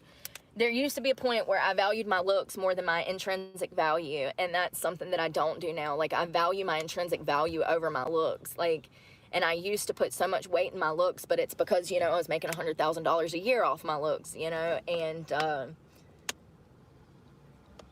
I think that being exposed to the stuff that I was exposed to at a young age is why I fell into like dancing, being forced into, being coerced into an abusive sexual relationship with my abuser. That in return helped me be able to go and like dance and stuff. Being exposed to all of that. Do you get what I'm saying? I'm trying to like put it into good words. Like I can't find my words sometimes, but I feel like if I would have never met my abuser, then I would have never ended up dancing. But if that would have happened, what would I be doing right now? Like, would I've went back to college? So here's the thing. You said you did go to college. You keep going back to college for all these different things. When I met my abuser, I actually was in the middle of joining the military. I took that. What? Wait, what? Could you imagine how? You were on a bunch of drugs. They wouldn't have accepted you into the military. You didn't even have like your fucking GED or whatever. ASFAB, I had a recruiter, I was joining the military, and my abuser told me that I wasn't allowed to go and join the military. He actually... Well, why would you listen to him? I remember this distinctively. He actually took my car. He had given me a car, and he took my car so that I couldn't get to my recruitment meeting. And it was intentional. I look back now and I'm like, oh my God, that motherfucker literally was just trying to get his nails in me so that he could hold on to me for however long for his own fucking perversion. And at the time, I thought that he was doing me a favor by not wanting me to join the military because he was stating that it would be too rough and I wouldn't like it. I think, nah, Brooke should join the military. Brooke is like a killing machine, so that's where she belongs probably, is the military. She should just go join the military right now. Go. Get in there. And, you know, it was manipulation. I was a 17-year-old kid. This was a 58-year-old man. 54, 58, I don't care. You know, it was wrong. Wait, if you have like a bunch of charges, can you even join the military? Will they let you? I don't know anything about the military. But I'm trying to think of when her first charge was. I don't think that... Like, I don't think she was ever eligible to be in the military. When did she say this was? How many years ago? And... Like, unless she was like, no, because like, nah. I don't know. I'll have to do some research. It was wrong. And I sometimes wonder where my life would have went if I would have never met him. Because prior to meeting him, I knew nothing of drugs. I'd never been in legal trouble as far as like my adult life. But, I got in a fight when I was in middle school. I hit a boy in the face and he almost died. But outside of that, I'm talking about I'd never smoked marijuana, did hardcore drugs, drank alcohol until I met my abuser. And I think that a part of me stayed in that situation because, number one, like I said, he got me a car. Abusers do this, and it's to make you think that you're free. You're sitting in a car that he also helped you get to. This is insane. And so by having that car, I thought that I was free. And in all actuality, when I would refuse to fuck him, he would come take my car, and then I had no way to fend for myself. And so he used a car to manipulate and abuse me for years, you know, and I was never free. I was never free until I got clean and I put my name on this vehicle. And matter of fact, when we went to go get it, my credit was better than his. So I'm the main lien holder for the vehicle, for the loan. But why are we still even... All right, whatever, bro. Sorry, doesn't make sense. You know, I look back and it's like, well, what if I would have never met him because I was supposed to join the army? What if I would have ended up in the army? You know, we all have these moments, though. I'm sure we all have moments like that where we look back and we're like, oh, wow, my life could have went in a whole nother direction. What were you rated #1 for? It's interesting because, like, now I feel like Brooke wants to be homeless, but she's too weak to be homeless. I don't know. If this is like, let's just say for the sake of the argument that this is true, and Brooke like can't get away from Randy or whatever, but she's like, I'm homeless. Like, I don't have anyone to support me. No one's gonna help me, even though Randy does help her and support her. But she's just like, I'm homeless. I'm homeless now. So she pretends to be homeless because it makes her feel better about her situation. I don't know. Could all just be lies. I remember being 24 and dating a 40-year-old. Here's the thing, Billy. That's not normal. That's not normal. You see these teachers out here messing with their own students and shit nowadays. Here's the thing. If you're messing with someone that is that much significantly younger than you, we're talking 10, 20, 30 years younger, that makes me question your mentality. That makes me question your level of maturity. I tried to talk to a 26-year-old for a couple of weeks, and it literally took all of the strength and all of the fiber in my being just to be in his presence because he annoyed me that damn bad. I don't understand these men that are out here like my abuser. My abuser. He was always caught up in what I was doing and who I was hung out with. If I would have allowed my abuser to be, he would have been glued to my hip like a husband because he was so obsessed with what I was doing. And what it is that he got married young. And I mean, minus being a pervert, of course, because that was the whole point of having me. You know, any 58-year-old man, 54-year-old man that wants to mess with a 16, 17-year-old child, something's not wired right, number one. But also, if I would have let him, he would have been up my ass like white on rice, okay? It makes me question his mentality. He got married young, so I can understand that he was probably going through a midlife crisis when he met me and kidnapped me, essentially. And I think that he was trying to live a life that he never had. And I understand that. I understand I'm going through a midlife crisis at least once a week. I question my whole existence at least once a week. I get it. But to do what he did, and not only to me, but to other girls, it's just sick. And he's a weirdo. And it makes me question a person's maturity when I see a huge age gap, because I tried to talk to a 26-year-old and I couldn't do it. I couldn't. And I can do a lot. There's not much I can't do. But talking to someone that is almost 10 years younger than me, it's sickening. We were not even on the same playing field, honey. You know what I mean? So I do question people when they have a huge age gap like that. But some people, like Anita said, she met her husband. He was the greatest man, or her boyfriend. He was the greatest man, and he was kind to her and respectful and all of these great things. And I think it's different for everybody, but when I see a huge age gap, I question the older person as to why they're in that relationship and how they got there and what their motives are. But it's typical to see men and younger girls. It's not so typical to see men with older women. However, it is actually coming back around. That is a thing now. I've been seeing a lot of 40-year-old women dating 25-year-old boys, and it makes me question them women. Like, girl, does he not annoy you? Because he annoys me. Like, I don't get it, but whatever. Do you, boo-boo. Do you. I think everybody deserves to be happy, even if there is a 20-year age gap. I just hope that everybody is consenting adults, and I hope that no one is being coerced and forced into this relationship for one party's own sick, perverted pleasure, because I've been there. So, you know, I want to make it clear that, how can I say this? So someone said the other day, like, I had a choice to be with my abuser. First of all, I never dated this man. Never dated my abuser.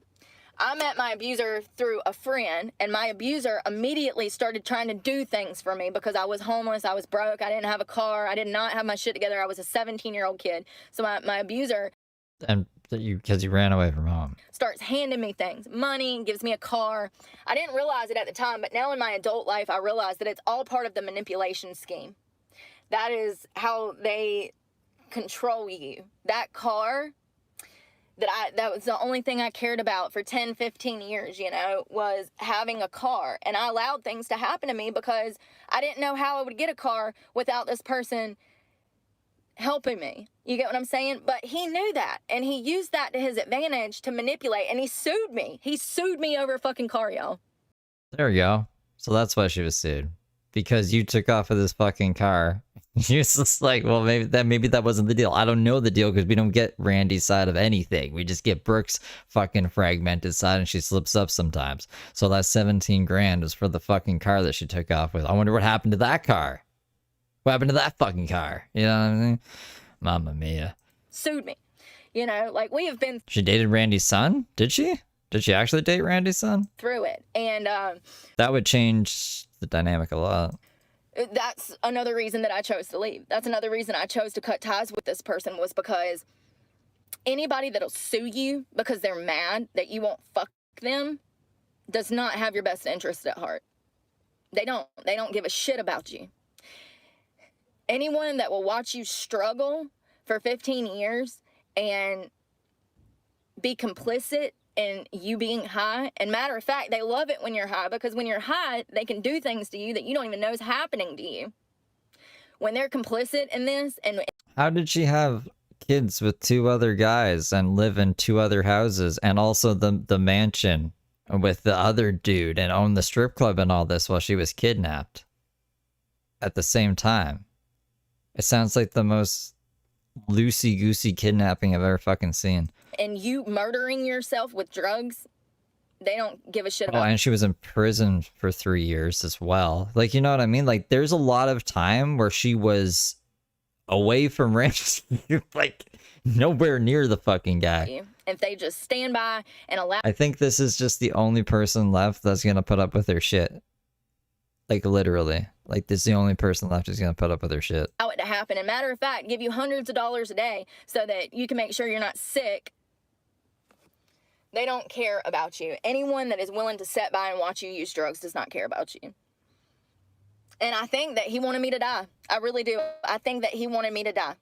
He would rather me die than meet somebody and be happy, because that's all he ever cared about. When I left, you know, the day I left, that's all he said. He brought up all of my ex-boyfriends as I was leaving. That told me what had been on his mind for the past 20-something years. That's what he cared about, the men that I've dated. He didn't care about anything else. Why was he bringing that up, though? Was he bringing that up because you were, like, accusing him of wanting to be with you? And you were like, if I wanted to be with you, why did I let you be with this guy and this guy and this guy and this guy and this guy and still let you stay here and yada, yada, yada? Like, what was the context of, like, why was he bringing it up? We've been through. All he said was, Jacob and Jack and Tom, and he's bringing up ex-boyfriends as I'm leaving. Or were you accusing him of, like, you're the one who got me addicted to heroin? And he was like, no, those were all your junky fucking boyfriends who you did heroin with. Because he's butthurt that I wouldn't date him. He's butthurt that I wouldn't love him like he loved me, supposedly. And I can't do nothing about it. Sir, you were 3 times my fucking age. You should have been adult in the situation. You should have. You should have been protecting me. You weren't. You weren't. You wanted to use me. Film me. Sick. People are sick, okay? Film her, what? But I do think quite a bit how life would have been different. I don't have any major regrets as far as, like, my situation right now. Like, I don't regret anything. I can't change anything. I'm doing the best that I can. It's a miracle that I'm even alive. It's a miracle that I'm... That's really weird, Brooke. You don't have any regrets? Saying the things that I am, and I feel the way that I am, because if you would have told me 10... Peanut butter and jelly, did you know that she has your thing tattooed on her? Just peanut butter and jelly tattooed on her? Years ago, back in like 2012, 2014, that I would be sitting here saying, hey, we need to become more Christ-like. Hey, we need to be kinder to each other. Hey, we need to love ourselves. If you would have told me that I'd be sitting here saying these things 10 years ago, that I would say, fuck the strip club, I absolutely despise the strip club, I would tell you you're... No, yeah, I'll put it back. Hold on, I gotta find it. But she was showing us, and I was like, wait a second. Because all the initials, the second one's like PB and J. Fuck, where is it? I'm trying to skim through. I'll find here. I'll keep it playing. Fucking liar. I would have never believed that I would start hating this industry, but I do. I absolutely hate the industry. It's unfortunate that that I have to keep coming back to it, but it is what it is. And I'm grateful to have a job just for today, if only for today. I don't know when these girls are going to start getting catty, but I know that it's coming because I can already feel it. And no amount of boosting them up, trust me, I've tried. So listen. Okay, 147 is where we got to go back to. And my abuser's name. Look. PB&J right there. Behind the wiggling from June 2024. I'll pull this up. Can't pull that up a bit.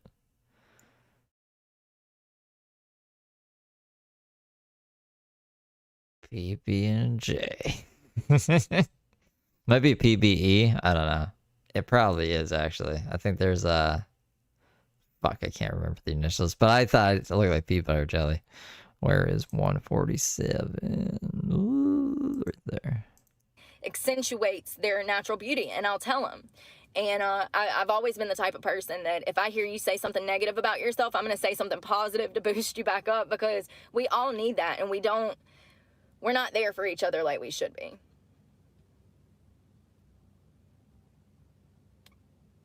I'm still trying to figure out, Anita, if you're still here, what were you rated #1 in Cincinnati for in the tri-state area for several months? I couldn't see.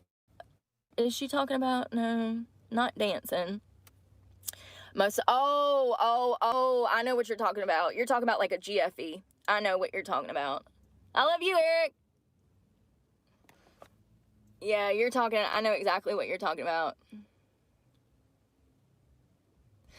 My abuser, coming to my life, like family, he always, like, I could tell that, you know, obviously he didn't start off abusing me. He didn't start off just having sex with me. What happened was he initially come into my life acting like a savior, like he wanted to help me. He gave me a car, and like I said, I was supposed to be joining the military, but then he took that car so that I couldn't go to I'd already took the ASVAB. I was going to sign paperwork to join the Army, and I was 17, and he took my car, and then I want to say that it was maybe like a week after he gave me a car. That's when the sex started. That's when he started pestering me for sex and touching me and wanting to do stuff. He's like, you know, I bought you a car. Okay, well, the car's not even in my fucking name, and you keep taking it from me. Like, but at that point, I'm maybe 18. Maybe at this point I turned 18, and at that point, I'm stuck in there. At this point, my mother is dying. She ended up dying. My father, he's a piece of shit. He deserves to be dead. But he's not, right? But he's not. You just say he is now. And everybody's dropping like flies. So at this point, just your mom, but okay. He was all I had. And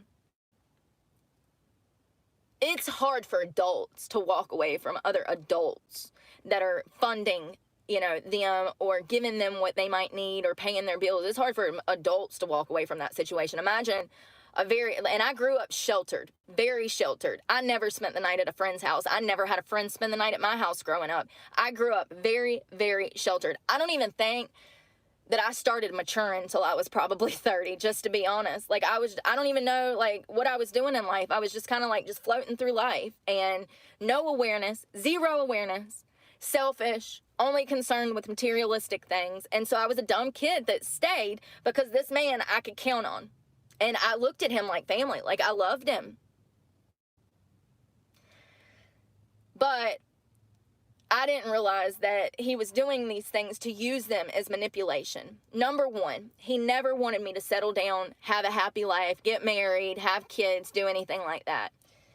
#2, he wanted me to be up his ass in his control and his presence and sight at all times. You know, and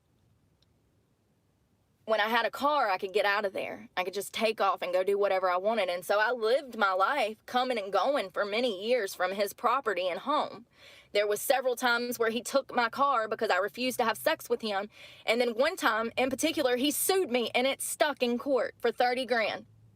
It was 17 grand. See, she embellishes and she fucking lies about the things that I know for fact she's lying about. So I can't believe any of the fucking story. I don't know what the fight was about. I don't know if Randy even took the car. Maybe he did. Maybe he didn't.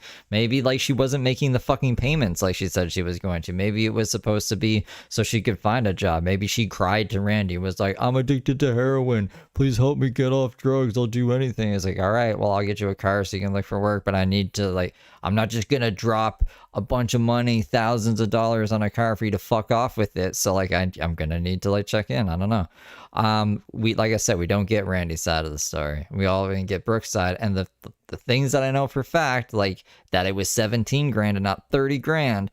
And the other things that I can't remember at the top of my head. I'm burning out. It's been over 3 hours. Peanut Butter Jelly, thank you for gifting 20 memberships. You know, it's crazy. Then he tried to sue me over a dirt bike. I used to ride dirt bikes, and he bought me a dirt bike, and I sold the dirt bike because I came to a point in life where I needed money for other things. More things were important than a damn bike that I could break my neck on. So I sold the bike. So he sued me. He lost that case because I told the judge. That was probably the first time where I said it out loud, what was happening to me.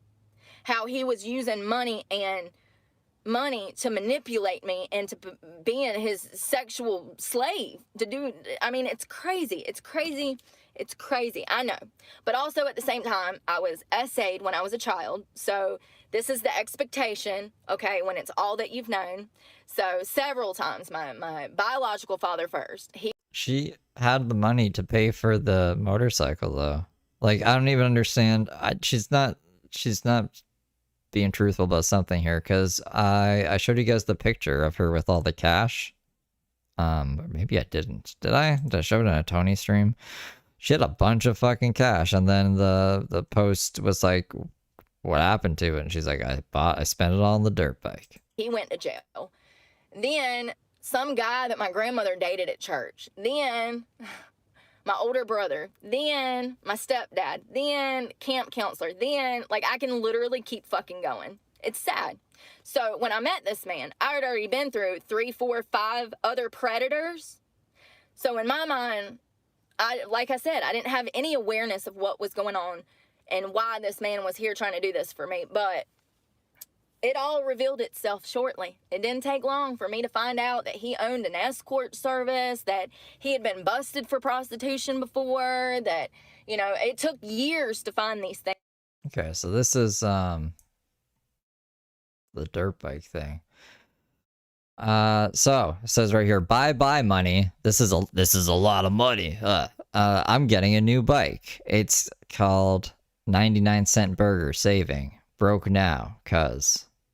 And then this person says the only time Jeffrey wants to hang.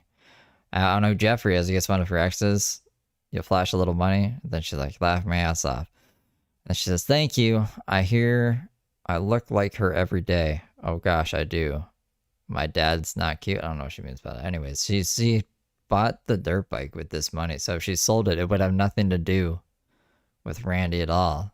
Unless Randy gave her that money and she said she was going to pay it back or something. I don't fucking know. But like, she says that she's just been eating 99-cent burgers and that's how she saved up all this money.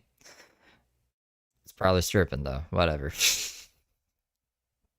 Brooke stories, man. Brooke stories. Things out. But I found out, and not only this, but I think I stayed because I was scared that I wouldn't have anybody. Like, you know, when you have somebody telling you that they love you and it's the only person that tells you that they love you, you believe it. God, I was so naive, though. So naive. Like, I literally couldn't have met a more evil, vile person. A fucking escort service owner? What are the chances? What are the chances? It's not like we have tons of those walking around out here, you know? We got pimps, but this is different. This man was working on a whole nother fucking level. Like a whole nother level. And he was literally the most manipulative person I could have ever met. And I fell right into it. And I wanted to stay for a long time. But then when I sold that dirt bike, like I said, and he sued me, that was my first time trying to get away. And I just couldn't. I couldn't even get a car on my own. Like I said, he would take my car. So even though I was paying I would pay him for my car every month, he would still take my car. And there was nothing I could do about it legally because my name wasn't on the vehicle.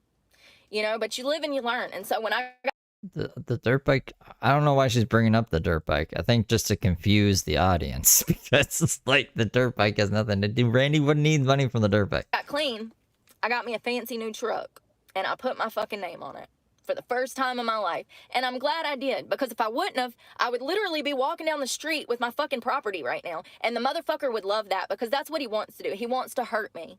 He's always wanted to hurt me because I wouldn't love him. And I can't help that you're old enough to be my fucking grandfather and that you're a pervert and you should have knew better, but you didn't. You did this to yourself, sir. The reason you were old and alone and you're going to die old and alone is because of your own fucking actions. Your own kids don't want nothing to do with you. Her eyes are so weird. It's like she has 2 eyes on this eye. Ever since I noticed that, I can't unnotice it. It's really fucking weird. Because they know you're a pervert. It's like there's a snowman. Like if you like pulled her eyelid back, you'd see like 2 other things on top. You'd have like a fucking blue Frosty the Snowman. Time and time again, though, for real, I meet people like this, like the lady at the winery. There's Like, look, okay. It's kind of hard to tell, but it's like there's the eyeball. Here, I'm going to have to put the freeze mode. It's like there's an eyeball, and then there's also like this other eye that goes into, and this is like her eyelid. See what I'm saying? I don't know if you guys know or see what I'm saying, but it drives me nuts. There's a lot that I have not told you guys, and the reason that I haven't is because I don't want to hurt her. But I'm going to tell you right now, women and men, there's a lot of women and men pervert sex offenders out here. There really is. And it's the people that you least expect sometimes. Fucking, it's scary. It's scary. It really is. And I already have like a long history with like weirdos like that. Thank you, Billy. Something about a truck. I love my truck. I really do. Even though the AC's broke and, oh, y'all, this broke the other day. I can't have shit. Can't have shit. This, so it has like a little thing that comes down and it like cuts the light on, but it broke. The whole thing snapped off. Like little things have been breaking. I keep looking at my muscles. I'm so happy to be back in the gym and working out, y'all. It definitely makes me feel good, you know, like getting on stage and stuff, because like I said, the last time I danced, I was like $160, $165, 70. So I was a bigger girl, and men treated me funny because of that. They absolutely do care. You can't be too skinny and you can't be too overweight. Like you can't be chunky and you can't be too skinny, because if you're too skinny, they're going to assume you're on drugs, and everybody's going to say that you are, even though you might not be. You might just not be able to eat when you're stressed like me. But, and then if you're too big, they're going to say, oh, you're too big. Like, why did y'all even hire her? Like, as if certain guys don't like different things, you know? And I think that it's good for a business to have different girls, okay? Not everybody likes the same thing. We all have preferences, like I said. But, I'm definitely going to run. I got to get ready for work. It's already 9 o'clock. There's a Planet Fitness around the corner that I've been kind of like sleeping at. There's several. And I actually go into Charlotte because where the club is, like on the South Carolina outskirts. And, you know, I like going into Charlotte to get away from the club. I don't want to be anywhere near the clubs. And, you know, living out of my car like this, I'm very cautious and I pay attention to my surroundings. And let me tell y'all one thing before I go. I went last night to go get some food, and I do kind of like a carnivore diet. I do like low carb. I try to get as much fruits and vegetables. I have like a vegetable bag here. Here, let me show you this. So I have my vegetable bag, my vegetable and bread bag here. Oh, I got a fan. I could have cut this on, I guess. It's hot already. So this is my vegetable and fruit bag. And bread, my bread and fruit and vegetable bag. I like these. They're 100 calories, multi-grain. It's got 8% of your daily fiber in them. Now, if you don't know anything about diet culture, fiber is important. You want to intake your fiber, cut down your carbs, and you'll start dropping weight and shitting your brains out, and you'll lose all that weight, okay? Women are 600 times more likely to be constipated than men. 600 times more likely women. 600 times? Wait, what? So it's important for us women. Oh, damn, y'all. I ain't got many vegetables in here. So I have lemons, limes for my noodles, avocados, cucumber. I usually keep this pretty full. I do have another container that has some other fruit. Oh, there's my apples. I have this container that has like some fallover storage. Now, applesauce, 10 out of 10. You can get it sugar-free. This has extra fiber in it. It's called Mighty. These are great. I also do the fruit cups. I can keep those. Tuna is a no-go. You cannot keep tuna in here in those little packs. Now, if you buy it in a can, it will last in the car in the heat. I buy a bunch of these dollar sauces. I always have peanut butter, but be careful because a teaspoon is a lot bigger. I mean, a teaspoon is a lot smaller than you think. These are good fats, and I found the one that has 0 sugar, high in protein. This is great with like a banana. Bacon bits, I keep these on deck because I literally will take one of those breakfast things, put the breakfast thing in towel, put it on my dash, run into the gym, take my shower, and come out. By the time I come out, this is warm, and I can put bacon, avocado, sliced tomato, whatever. So I'm actually gonna put this in my other one. Always keep oysters and crackers on deck. Oysters will last forever in the can. I love oysters on a cracker with a little bit of mustard. Ew. I don't know if I've ever had an oyster, but like I wouldn't be eating oyster out of a truck. What? Some right here. I have a whole nother basket of drinks over here. So oysters, fancy crackers, 10 out of 10. There's your meal. Girl dinner. Always keep avocado seasoning, like for the for guacamole. A pack of this will last me like a month, and I can use it in my avocado, spread it on some toast. I haven't been to the grocery store in a while because I'm broke and I have bills, and I was like trying to, you know, it's sad when you have to be like, well, do I want to make my truck payment or do I want to eat? And when you live out of your car, you kind of need it. But I have not went hungry recently. When I was in Florida, South Carolina last year looking for a job, I actually went because I didn't have money. I went without eating. And I've been in that situation more than once in my life, and it's definitely the most scariest thing I think a human could ever go through. But I'm grateful that I have this job, and I'm grateful that I made money yesterday a little bit. I mean, it wasn't the $400 that I should have walked away with, but oh, I forgot about the Cash App money. I also got Cash App money. I forgot about that. I don't know how much they sent, though. One of the guys at the bar sent me Cash App money. There we go.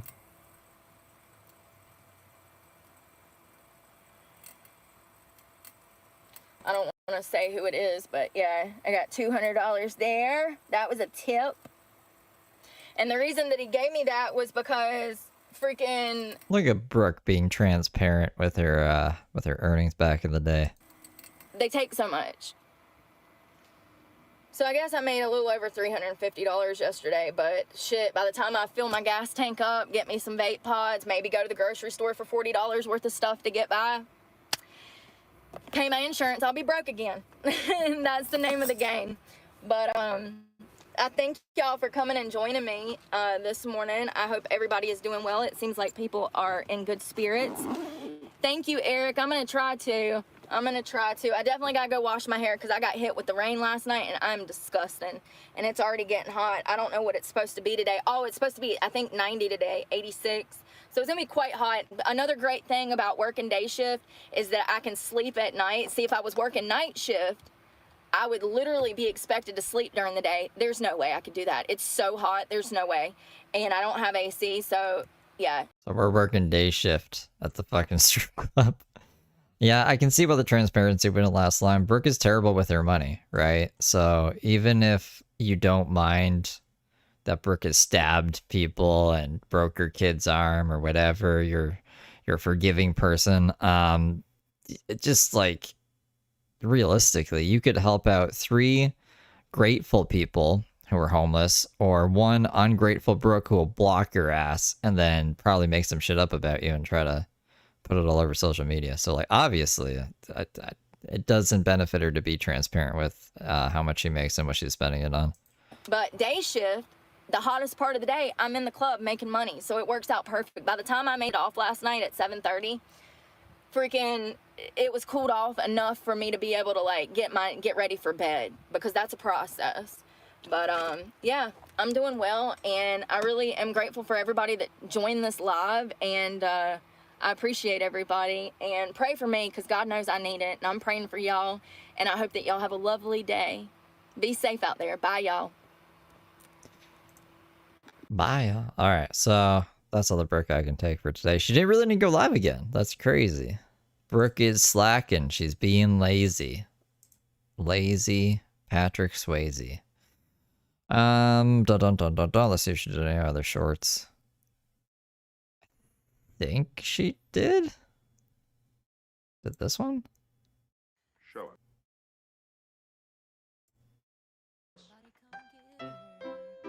Yeah, that's She's just in the kitchen cooking like shit all fucking day and eating. That's all she's doing. That's all she's fucking doing. Is protein cake with an Oreo at the bottom. I pushed it like down in the batter. 2 shots of espresso with a little bit of The rest is just the same. milk and Greek yogurt. It doesn't really work, Got a bunch of hair. does it? Oh my god, that coffee is so good on there. Oh wow.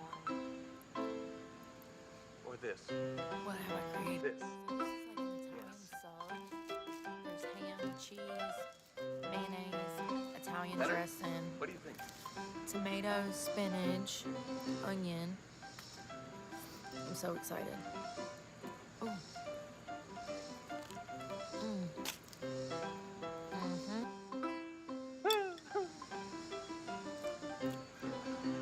Yeah. So like you could just do, you know, basic math in your head. Obviously, she's making more than what she claims to be making to be buying all of these ingredients and making this shit. Or she's using someone else's food. And it doesn't seem like she's too worried about where she's gonna sleep or anything. I think she's just fine. I think she's been fine the whole fucking time. Oh, that crazy Brooke. All right. Well, that's it. That's it for today. I'll try to figure out something to do for tonight. I don't think there'll be enough for Tony. Tony's evil now too. We might cut back on Tony a bit.